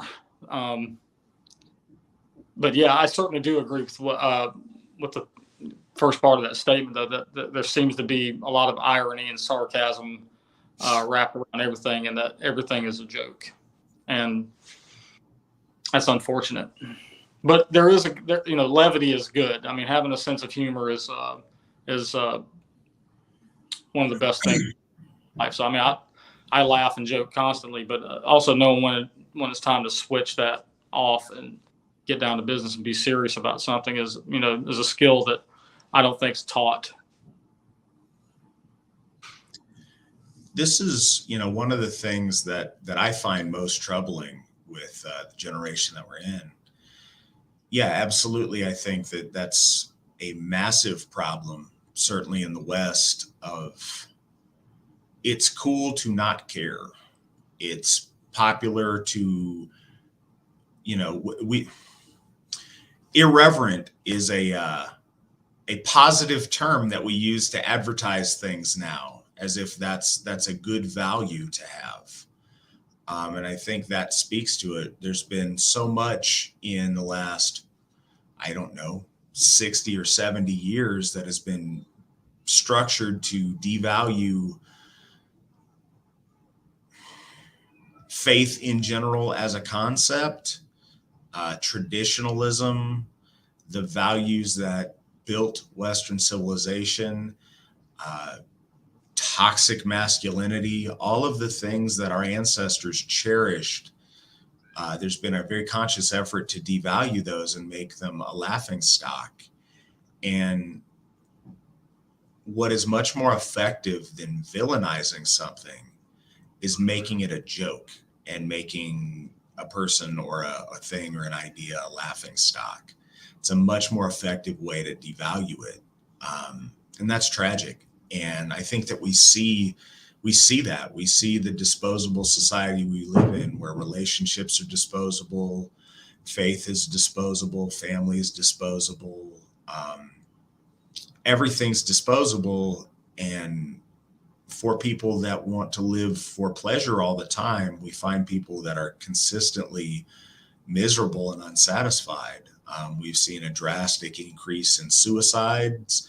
And I think some of that comes from, if everything's a joke, then life has no meaning. Nothing has meaning. And when you're done laughing and you sit quietly and reflect on that, that's terrifying. I don't think that there is a quick, easy answer to sweep the world of that. But I think to fix our people one at a time, the Asatru Folk Assembly and what we're doing is the answer to that. I think that, it's very easy to laugh at the concept of spirituality and to laugh at those things. But when you participate in a bloat, it's much harder to when you see and you feel the gravity in that room when a God is present. Experiencing these traditional things, sometimes for the first time with a lot of our young people, I think that's the best we have for a remedy to that. And so I hope, and I'm watching more people build that seriousness in their lives. So another question, could someone who had a stronger Otto asked this, could someone who had a stronger connection to Celtic or other European pantheons be a member of the AFA? Yes, and I think it's a complicated question.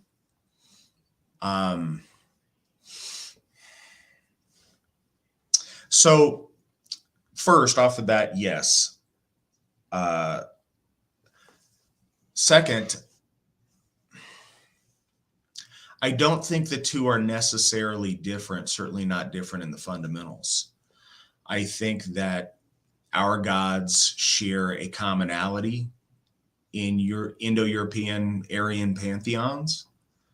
I think that, there are some culturally specific deities, but I think a lot of overlap occurs. And I think that if one starts out that way and joins the AFA, very likely they would begin to express that piety in a more Germanic context. But yes, absolutely. Anyone who is worshiping gods of the Aryan pantheons is welcome to join the AFA. And I agree. I did not realize that I agree was somebody's handle in here, so I was a little bit confused by that. My apologies.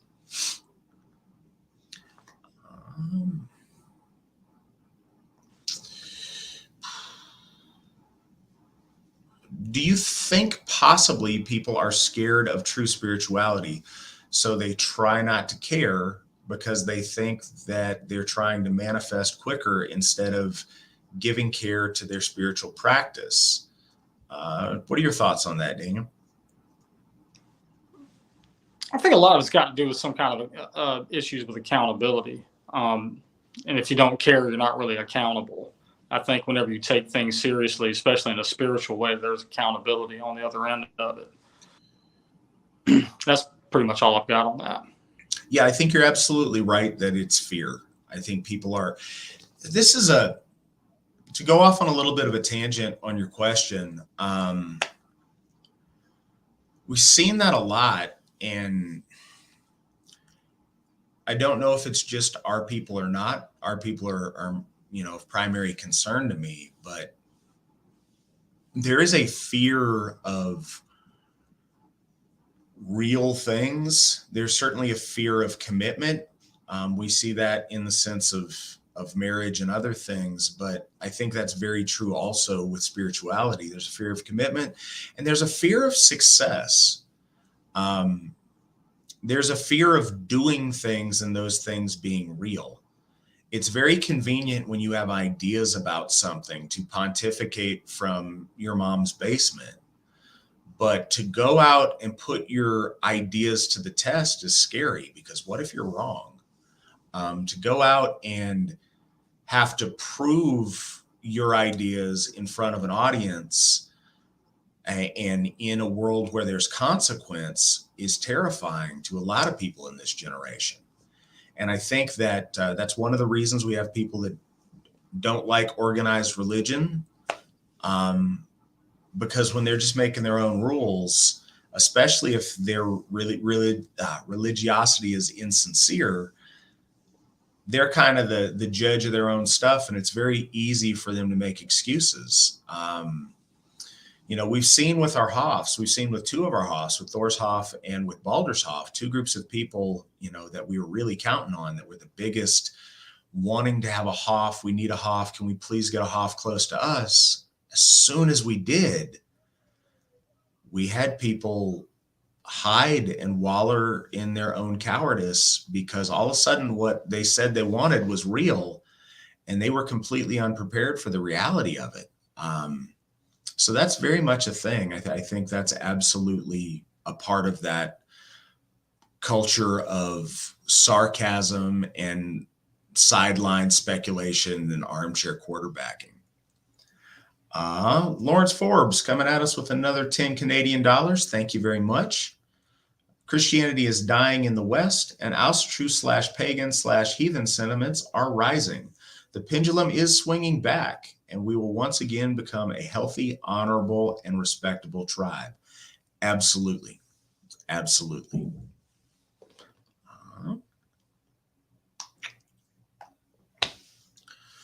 From me says, what's a kindred, and why/how is it different/better than just a group of friends/members hanging out and mooting? And what's the story behind Rig's blood? Is it really the bee's knees? This one's for you, Daniel. Kindred is similar to a local congregation. How's it different or better than just a group of friends? It's neither. It's neither different nor better. It's really struggling to find words to find it. So Rig's Blood Kindred is run by myself and Gothi Trent East, and we span a couple of states. Is it really the bee's knees? Of course it is. I think it's a way of giving a certain geographical area an identity culturally, because it would be hard to explain to somebody who lives in like Missouri, like what the difference between South Carolina and North Carolina is. And some might say it's a difference in barbecue sauce, but there's cultural differences. Certainly that's the same way between Georgia and South Carolina. But it's like having a one branch of a family as part of another and showing up to the family reunion as a group. That's the way I feel about it. And yeah. Well, a little bit of, for people who are brand new and may not understand what kindreds are and how that works. It's a concept that really predates Hoffs. I mean, as everything does before 2015. And at the time, especially when there was less AFA membership places and there's a greater distance between AFA members. A kindred served as a rallying point and a local congregation for AFA folk. It gave them a banner to rally behind, an identity for their own local group, to feel like they were part of something bigger than themselves. And I think it served that function a lot. And I think it still does in areas where we don't have HOFs. I think where we have HOFs, the line of what the purpose of a kindred is and what's not is still getting sorted out. As we mentioned earlier in the broadcast, the Iron Guard didn't dissolve. They basically just melded into Thorshoff, and that became, what they rallied behind, as opposed to a smaller local kindred. But those kindreds, it's a concept that's been active in modern Asatru all the way through, and it's something that I was reading an AFA kindred handbook from the 1980s a while ago, from the old Asatru Folk Assembly. So it's a concept that's been around for a long time, but I think that it's most useful when people are at a large distance from our HOFs.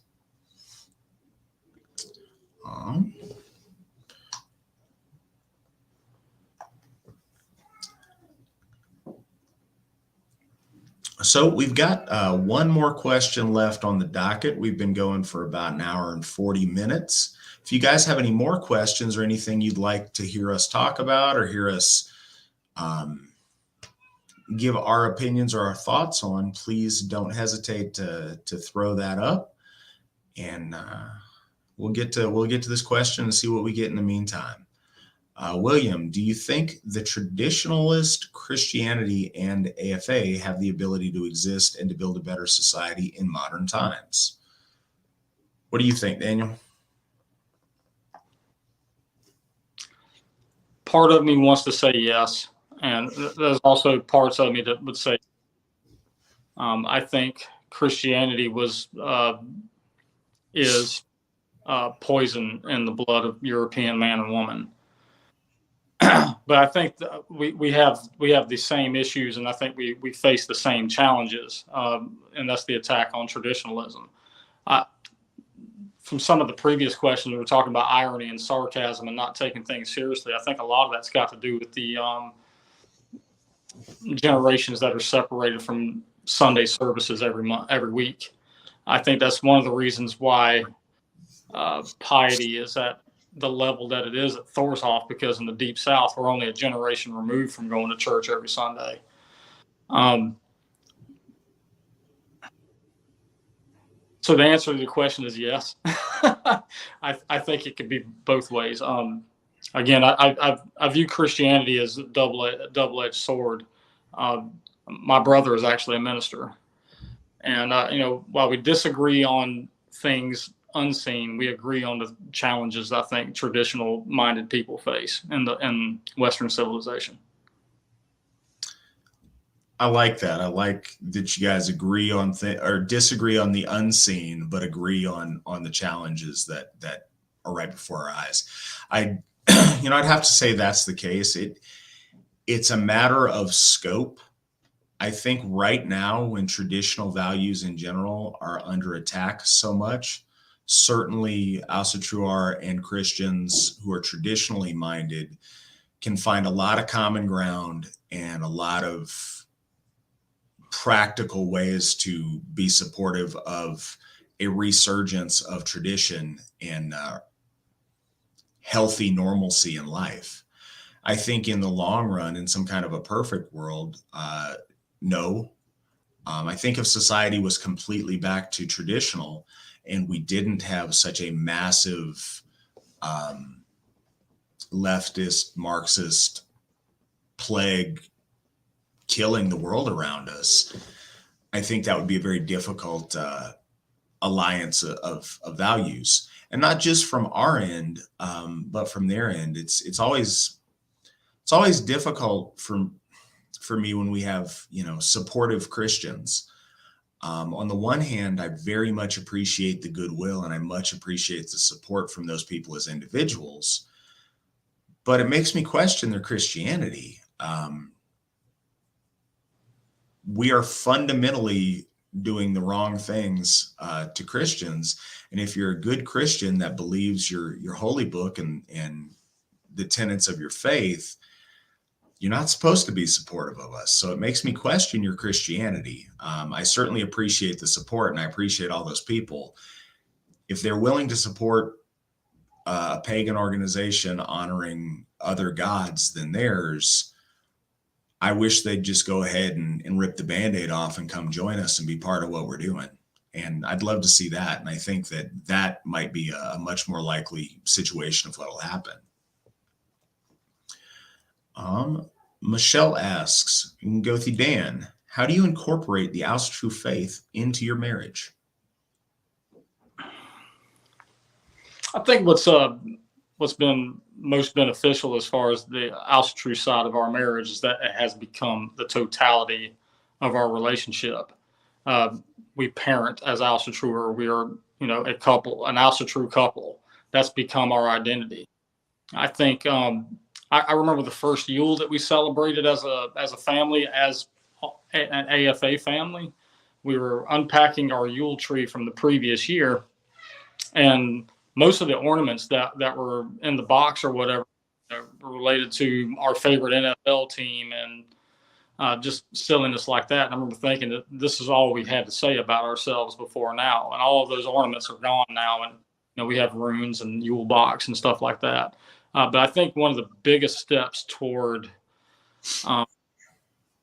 accomplishing a marriage as an Asatru couple was when my wife decided to start folk building, and both doing the same job for the AFA. So it's funny because if I were to call Matt right now off of this call and say, "Hey Matt, how's it going?" he would answer me with how the AFA is doing.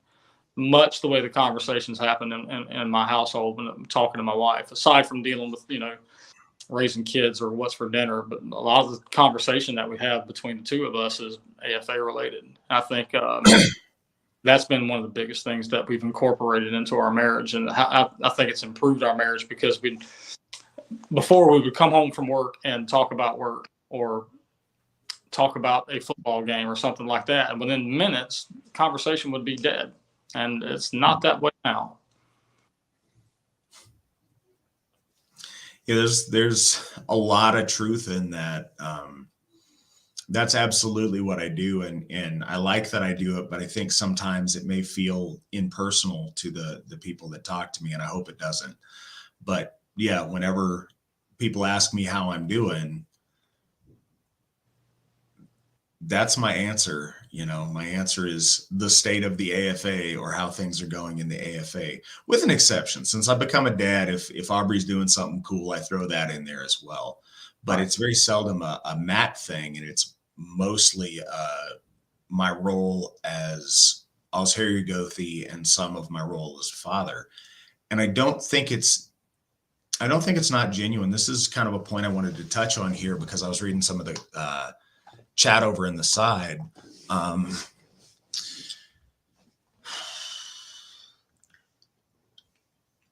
The root of our folks' understanding of health has been wholeness, or the idea of something being wholesome.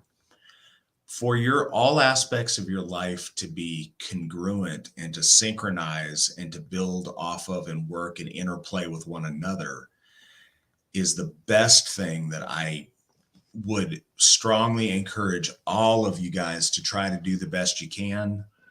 It has rendered so many blessings in my life the more that I'm able to accomplish it.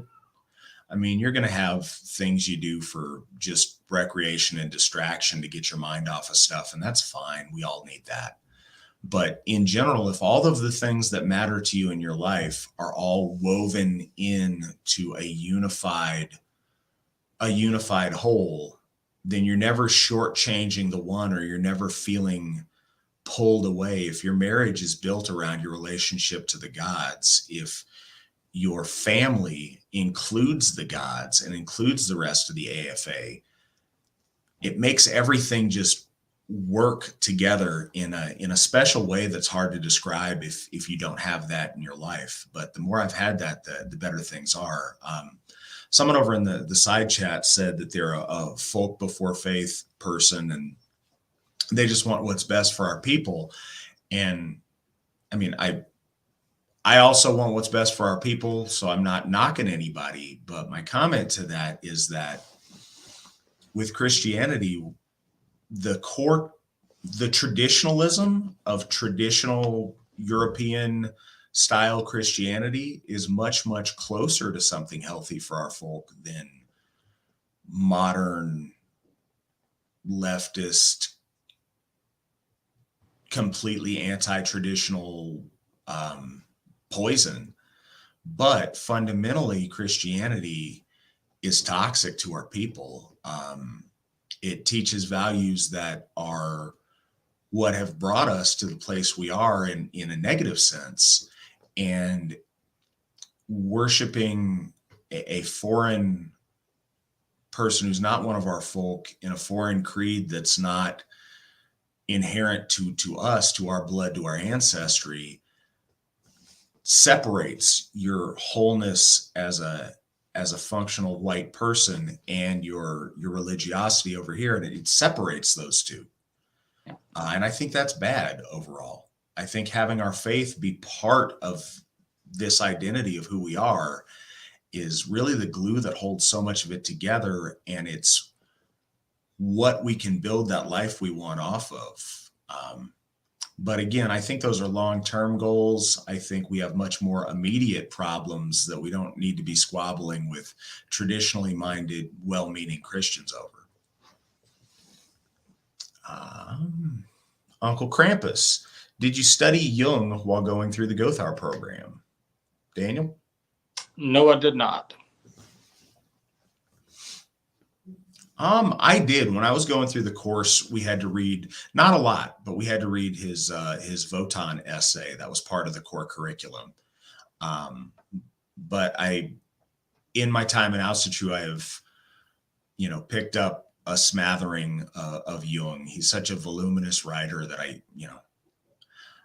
I doubt very many people have fully read his material or digested all of the writings of Carl Jung, but I've been exposed to that through my Gothi training. Rovanier, do you hold ritual at specific times every day, or do you let it come naturally and organically? Do you include your children? If so, how? Go ahead and start with this, Daniel. No, I don't do it at specific times of the day. If I had to pick a time that I think is best, I always prefer outdoor bloats after sundown if I'm not at the Hoff. But typically I let everything about bloat, especially if I'm the one directing it. There are certain things that I might have memorized that become ritualistic within my ritual. I always do an offering to Heimdall in the beginning of most of my rituals. And yes, my children, specifically my youngest daughter, who is also Asatru.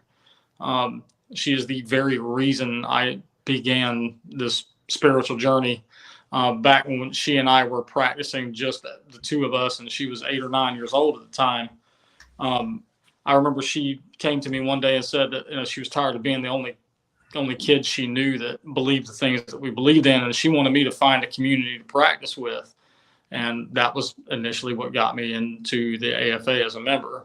So absolutely include your children, and absolutely I believe things should occur organically.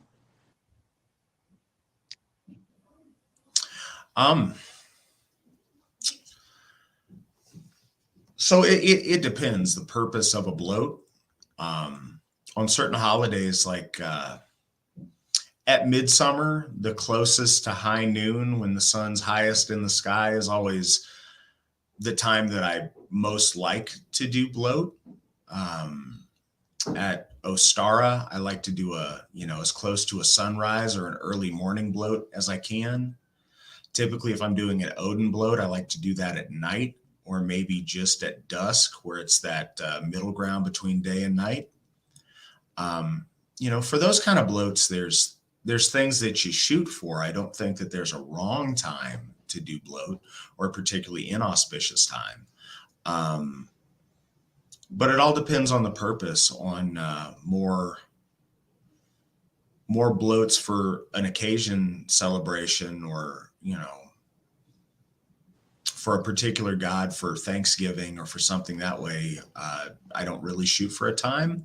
When I was first starting to do this with my kindred up in Alaska, we used to be very strict on doing our solstice and equinox bloats at the moment of solstice or the moment of equinox.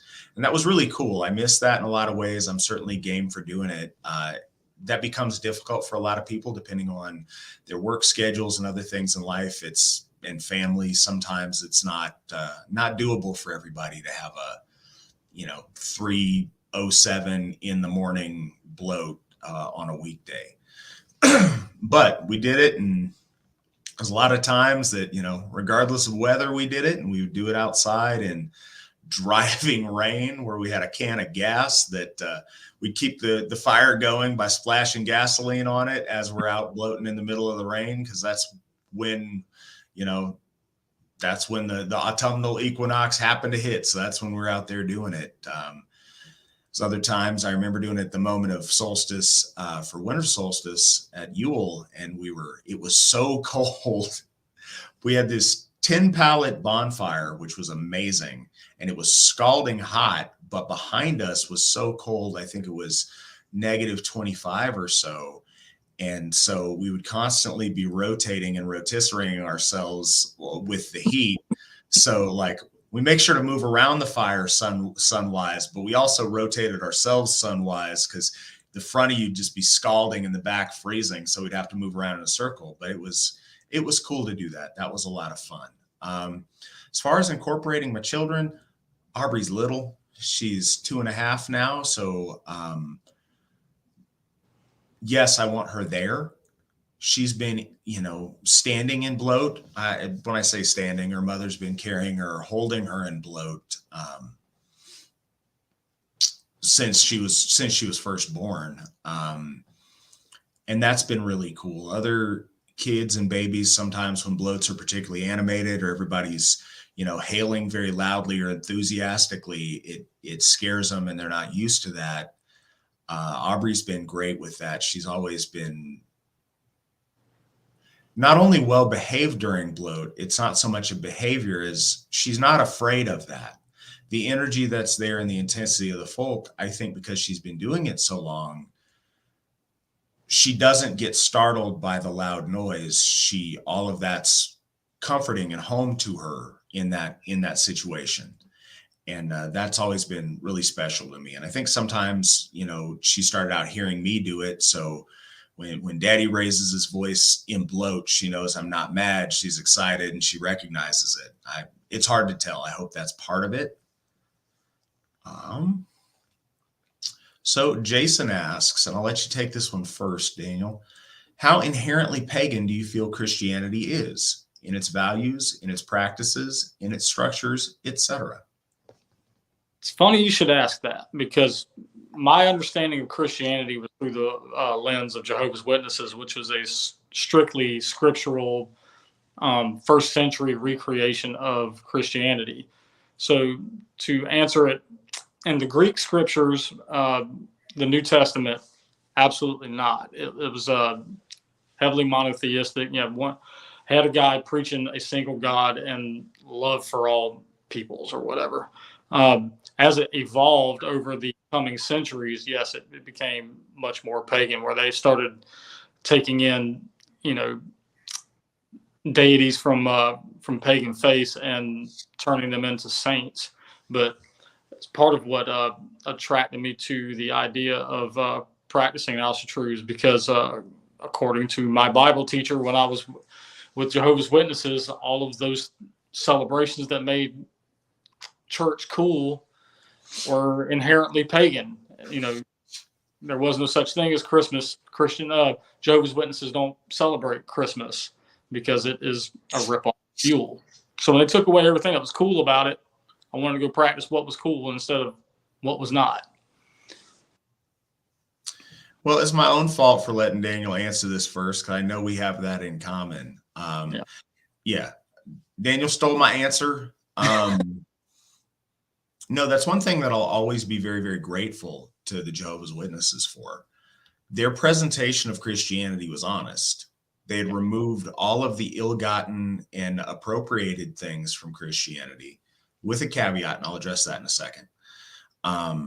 But they kept it strictly biblically based. And like Daniel said, they removed all of the things that I think your question presupposes. All of the pagan elements to European Christianity and the Christianity that I think most people are familiar with, all of the very best and the coolest things and the things about it that stir your soul and are just amazing, those are all appropriated from paganism, and specifically from European, from Aryan paganism.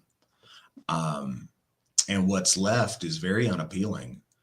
And so as Jehovah's Witness going through that and cutting out all those things, you get to see that that kind of pure Middle Eastern, very Jewish Christianity doesn't speak to our soul. And so you really get to see that. The other thing I was going to say, and this isn't, I'm trying to answer the question honestly because it was asked that way. This isn't meant as a slap out there. But when you go through and you look at the development of Christianity and a lot of the core documents and the concepts in those documents, the plagiarism from other Near Eastern pre-Christian pagan cults is really glaring, with a lot of Egyptian things, with Mithraic things, with Zoroastrian themes. There's a lot of those things that are fundamental in the structuring of both Old and New Testament that I think is very difficult to overlook. But that's just being honest on that. Rob asks, Gothi Dan, Thorshoff fashion icons, or the greatest fashion icons? Style is iron. Not sure the question there. What is your response to that statement? So we've gotten, I say we, I mean the crew at Thorshoff, every time we arrive somewhere outside of our normal place or whatever at Thorshoff, we're usually dressed pretty well. And I get asked all the time, when did that start? And Rob is kind of the guy, really. He's the first one I remember showing up in tweed. And he wears the most off the wall stuff sometimes. Like he'll wear that boater hat, and nobody else could pull that off. But no, it all begins with the Alsherjargothi. He shows up always in a well-fitting shirt with a tie. His shoe game has been up, so we're trying to up our shoe game. But there's almost like a culture of like trying to outsuit each other with the group at Thorshoff, and a lot of it starts with Rob. So Rob is out of the big mass group of us there at that particular location. Rob's best dressed, I think. So it's fun and it's neat to see, and I know you guys have fun with it, but yeah, you guys are also very well dressed, and I think that how you dress and how you carry yourself affects your mindset when you go into something, and it affects the reaction that you get from others on how serious you take something. Yeah, I think it's no coincidence that Thorshoff is the best dressed of our Hoffs, and it's also the most pious of our Hoffs. I think those two are connected. And yeah, Rob likes to have fun with it sometimes, but it's a serious thing as well. Don asks, Gothi Dan, how far to go in trying to build and fulfill Frith while over-sacrificing for close family? I'm not sure of the question. How far to go and try to build and fulfill Frith? So Frith is reciprocal. It isn't just something that you do. It's also something that's received. I think I'm really struggling with this question. Um, so the gift cycle that we give to our gods is important for that which is unseen, to get those unseen gifts that, may not take shape in a material way. But I think the gifts we exchange with each other is what frith is. I think that is equally as important as the gift cycle with our gods and ancestors is with the people that are right in front of us. I'm not sure if that answers your question, Don. I really wasn't clear on what you were asking. So taking a swing at it, this is just me guessing. I think it may have something to do with earlier when we were talking about how,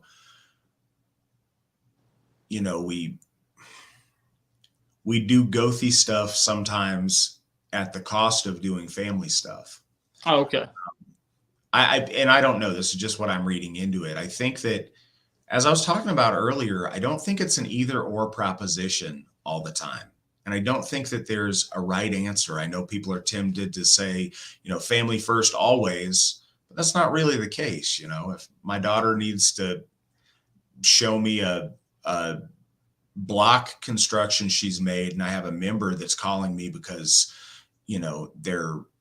their wife just died, I think it's clear that one of them needs my more immediate attention. Yep. I think it's a balancing act on priorities, but I think that both of them are extremely valuable. And ideally, the relationships and frith built with our greater AFA family are conducive to having a secure and a healthy and a happy place for your immediate family to exist in. The two feed off of one another. The folk in general are made off of happy, good families. Happy, good families are made off of, happy and good individuals. And all of that synchronizes and structures into that whole happy and good society. So again, ideally, they don't come at a cost to one another. They synchronize with one another. And as Daniel mentioned, frith is reciprocal. The ancient Aryan, Proto-Indo-European word for guest and host was originally the same word, and it later got broken in two. But that concept, and I unintentionally was doing this with my hands, but the rune Gabo talks about that, about the reciprocity of those things that you do. And that's in a spiritual sense, it's in a physical sense, it's in the relationships that you build, and those people being there for you and your family when your family's having a hard time. So yeah, I don't think it's ever truly an either or proposition. I don't think there was in the past, especially, things have changed in the last 100 years for sure, but there wasn't a big separation between tribe and family. And I don't think there should be now. Absolutely. William asks a question, important question for Gothi Dan. Is that a Boston Scally Cap? Yes, it is. This one is the Black Peaky. It's the 8-panel one that I have. Good man. I like the 8 panels.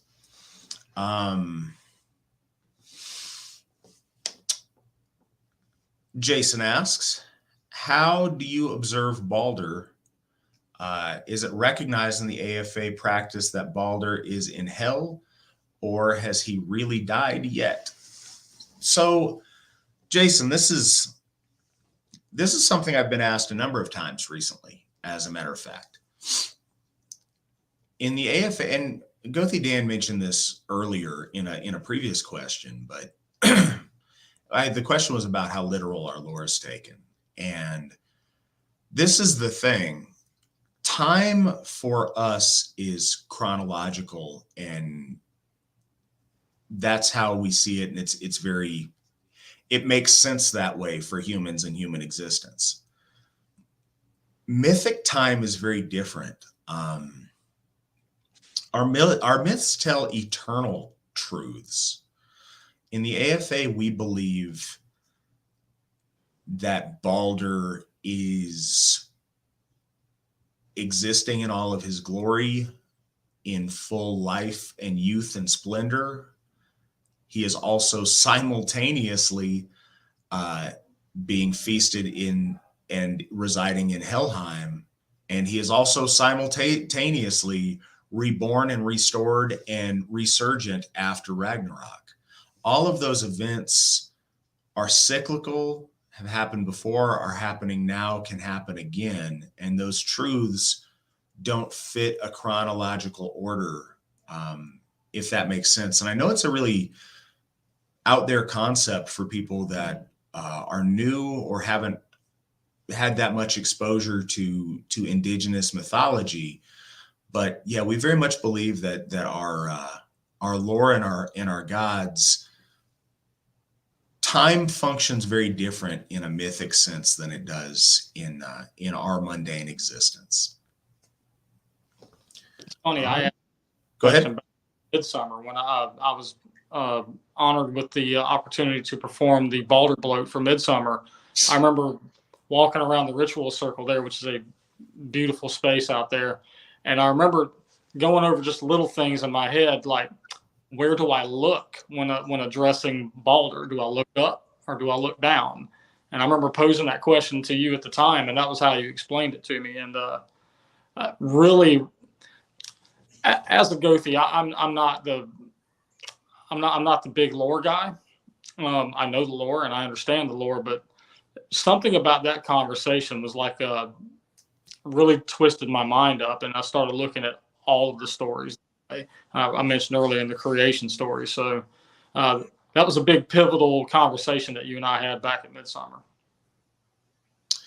Well, and I think it's something else to consider. And even if you're not with me yet on the mythic time, one thing to consider about Balder is there was no period of like non-existence death. Even in death, Balder was honored and feasted and treated, as a celebrity guest in the halls of hell. He still very much existed and was very much answering prayer and answering, the interaction of other deities. And you saw that. You saw the ride to hell and that in our myths. So there was no position to where Balder wasn't in regal splendor and wasn't in a powerful existence. And I think that's worth noting as well. But I think that so many of the aspects of our gods and the portions of their life that we know from lore hit us at different times, and we relate to them differently at different stages in our life. And so I think that those cyclical truths that are expressed in our mythos are meant to be that way and to be looked at from different angles, looked at when you're a child, looked at when you're a young man, looked at when you're a husband, when you're a father. Mm-hmm. And then when you're when you're an old man looking back at life. I think the truths display themselves differently to you at different stages in your life. Jason also asked, Matt, where did you get your Mjolnir? I got mine, this one here, I want to say 2015. And I got it from a group of folks that we used to have a decent relationship with, and they make some nice products. They're folks that I don't think highly of anymore, and I really don't want to advertise their business, but it's a recreation of a Swedish one that was found, and it's always really been a cool design to me. It was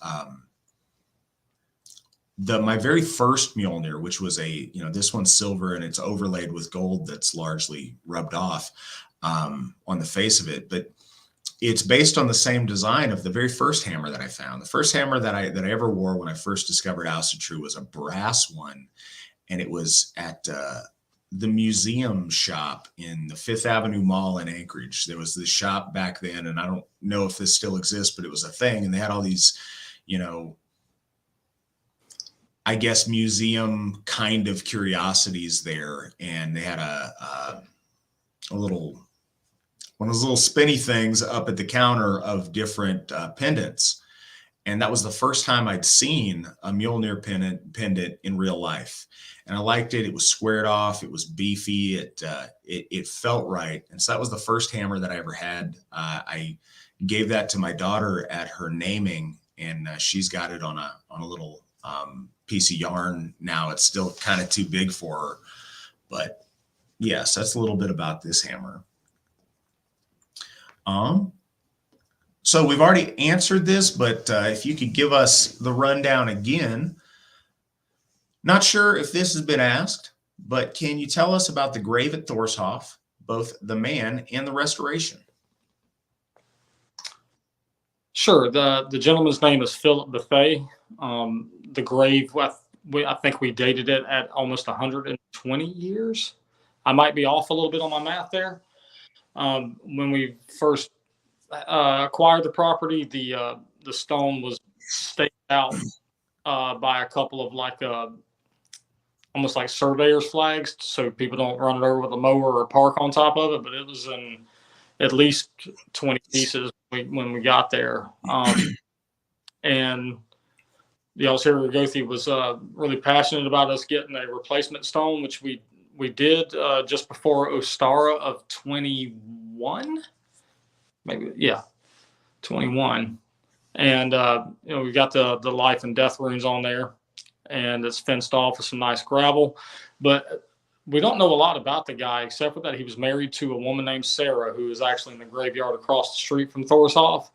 And we're assuming, because as is fairly typical in the Carolinas, somebody that would be buried on the property that close to the temple was likely a donor of the land, or perhaps the founder of the original congregation that was there when the temple was built. Yeah, so a couple of things that I didn't mention at first, and I'm trying to pull up a picture here that I'm going to throw to Nick, and maybe he can throw up on there. I'm not sure how fast we can do it, of the grave. So we wanted to honor him, and because the stone was in so many different pieces and in such a bad state, we only had a little bit to go by. We were able to get his name off of a couple of the pieces. We were confused at first, but some deductive reasoning and figuring it out, we were able to get that figured out. And we were able to find an old document that talked about all of the graves. So originally the graveyard we spoke of across the road and the church property itself were all one property. That got split up with the sale to us, but there was a manifest of who was in the graveyard, and he was on that list as the first person in there. But again, not with a lot of information. So we don't have birth and death dates on there for the man, because those, as far as we know, don't exist. But we spent quite a bit of time trying to figure that out and really wanting to honor him the best we could. Svan went ahead and designed and got set up the stone that we currently have there. But it's very nice, and that was really important for us to do. It's hurtful for me to think that they cared more about their lawnmower and potential damage to their lawnmower than they did about respecting this man's grave. And that's wrong on so many levels. So I'm glad that we were able to correct that.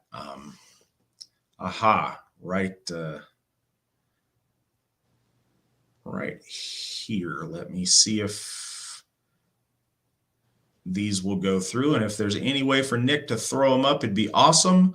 But that's kind of bonus features. But he is amazing at producing this and making us look like $1 million. I really appreciate that. Rowdy Dude with $25 US. Thank you very much for that. Thank you for your explanation on my folk first comment. Never thought about it that way. Maybe that's why I was unhappy at church. Well, I'm glad that meant something to you. And again, I didn't mean any offense with it, just a little perspective. So Cool. I'm glad you appreciated that. And thank you very much for the donation. That also means a lot. Jason asks, how can I convince my family it is okay to attend a gathering at Baldershoff? Daniel, do you have thoughts on that? Well, I think what's really important is understanding a perspective, and I can just tell you from my perspective. When I first tracked down the folk builder that brought me into the AFA, I actually checked them out, his kindred, on Facebook for about a year before I committed to checking them out. And I don't recommend that for everybody, but I think one of the things that struck me was just how normal everybody looked.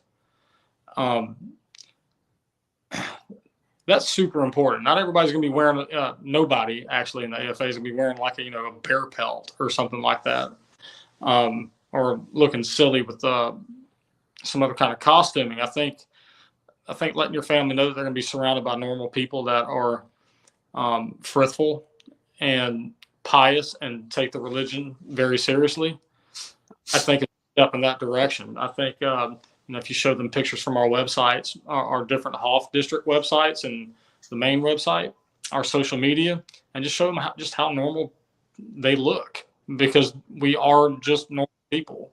We're a group of hardworking people that care for our families, even more so, I think, than any other religious bodies out there. So, Jason, thinking about that, and Nick can probably throw up a link to this as well. The Baldershoff website will give your family a good indication of what Baldershoff is about and help them understand it. But I'd also, if you are listening to this or participating in this on YouTube, show the videos from Baldershoff.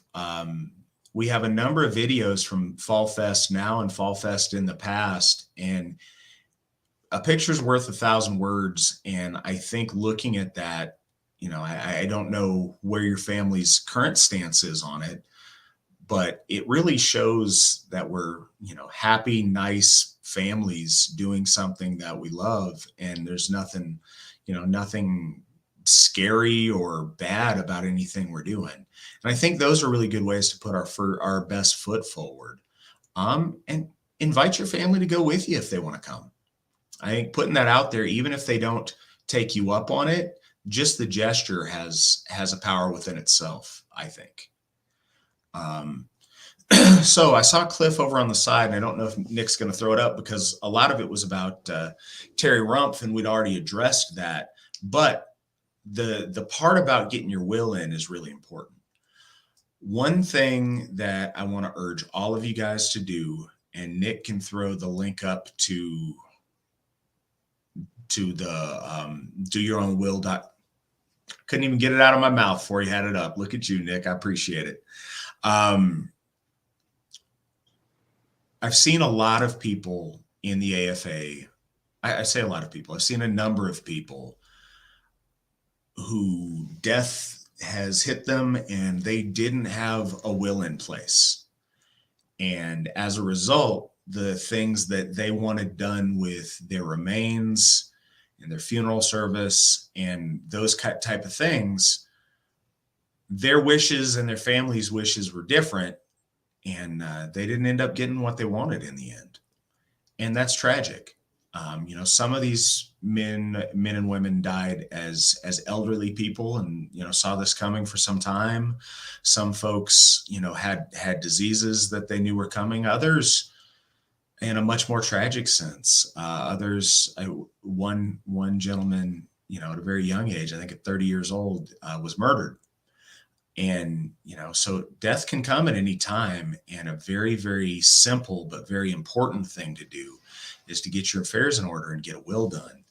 One of the, people are scared to do it. Nobody wants to think about it. But also there's a fear that it's expensive or difficult to do. I found that website. And again, I'm not getting any commission because it's free, but I advertise it. I was looking because I can be cheap too. I get it. It's got for all of the states in the United States, certainly, it's got templates to do your own will and to add in the things that are important to you in that will.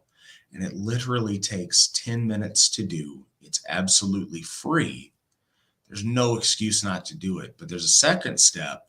You know, if a tree falls in the forest and nobody's there to hear it, doesn't make a sound. Get that will with people.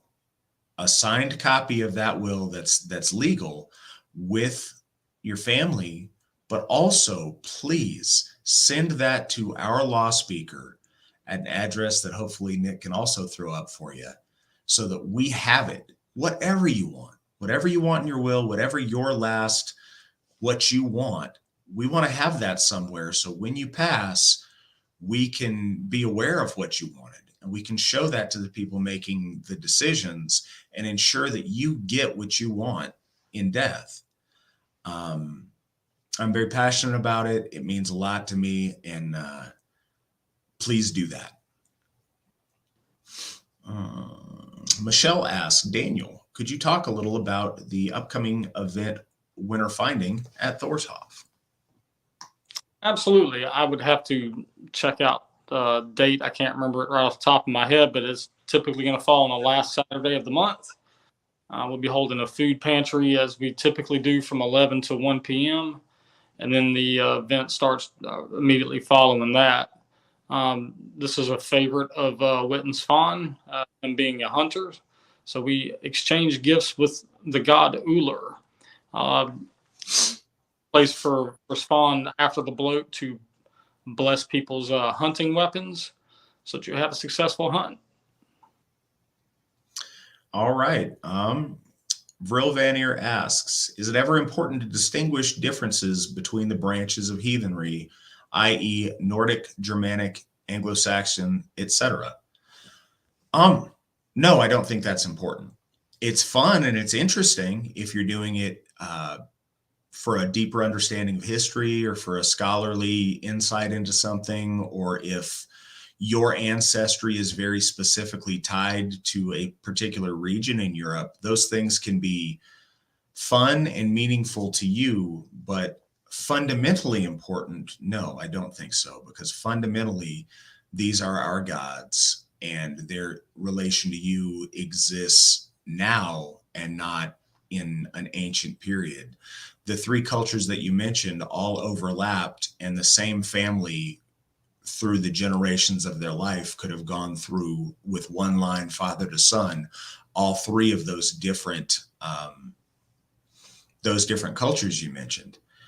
It's less important to try to practice Asatru as, you know, in an Anglo-Saxon context or a Nordic context or a Germanic context than to try to practice it in an American context or wherever you find yourself.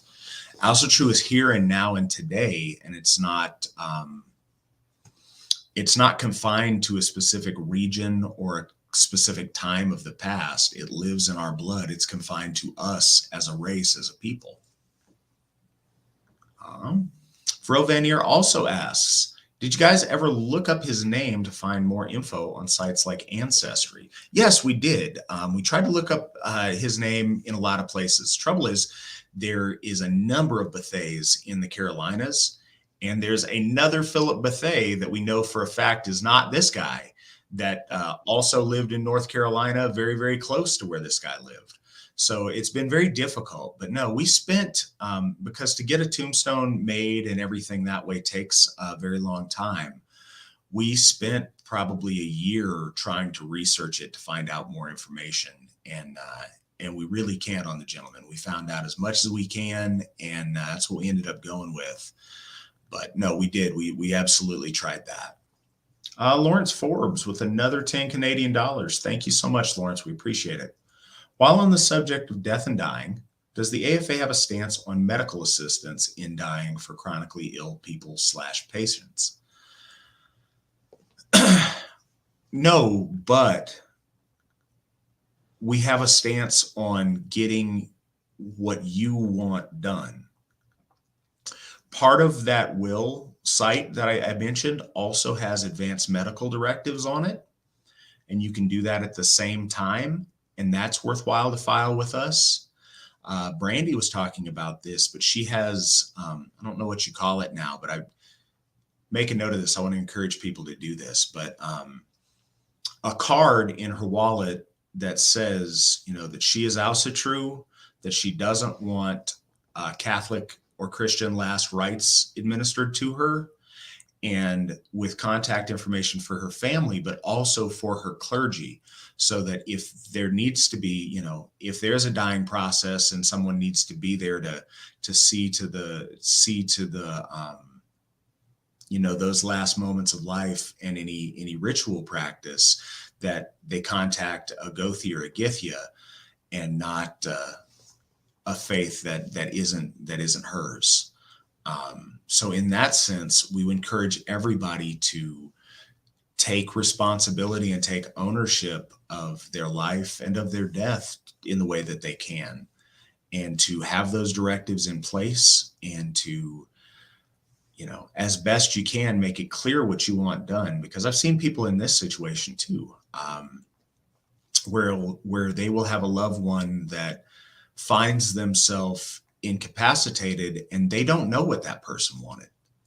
And it's important for you to get your will done in that circumstance, but it's also a kindness to whoever your next of kin is, or whoever has to make that call, for them to be confident in what you would or wouldn't want. There's a lot of guilt, a lot of regret, a lot of stress if people worry that they made the wrong call by either having your life extended by machines or other means that you wouldn't have wanted, or by not doing that, and maybe you did want that extra little bit or that extra chance at life. That's a big weight on your loved ones that you can help with by having those things in place. And again, I noticed you donated the Canadian dollars, so I'm not sure exactly how that works in your country, but certainly those advanced medical directives are very important here in the United States.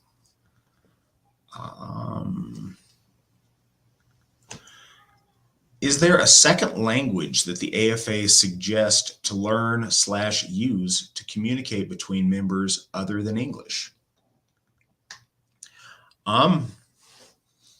Depends where you are. No, I don't think there's any doctrinal AFA suggestion on that.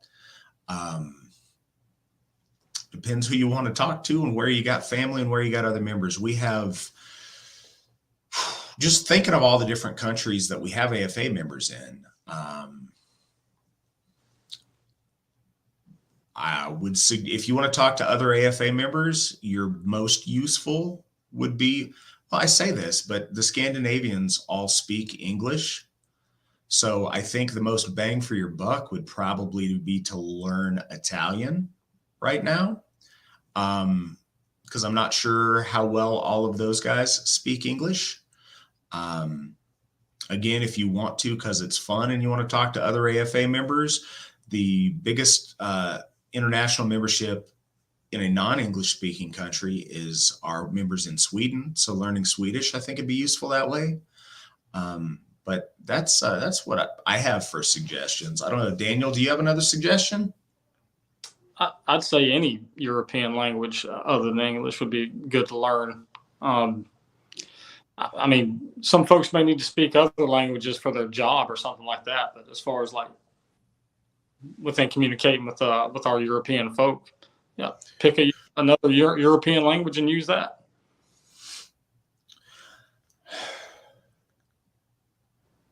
All right, and so really quick, we've been on for 2.5 hours now. If you guys have more questions, let's go ahead and get them out.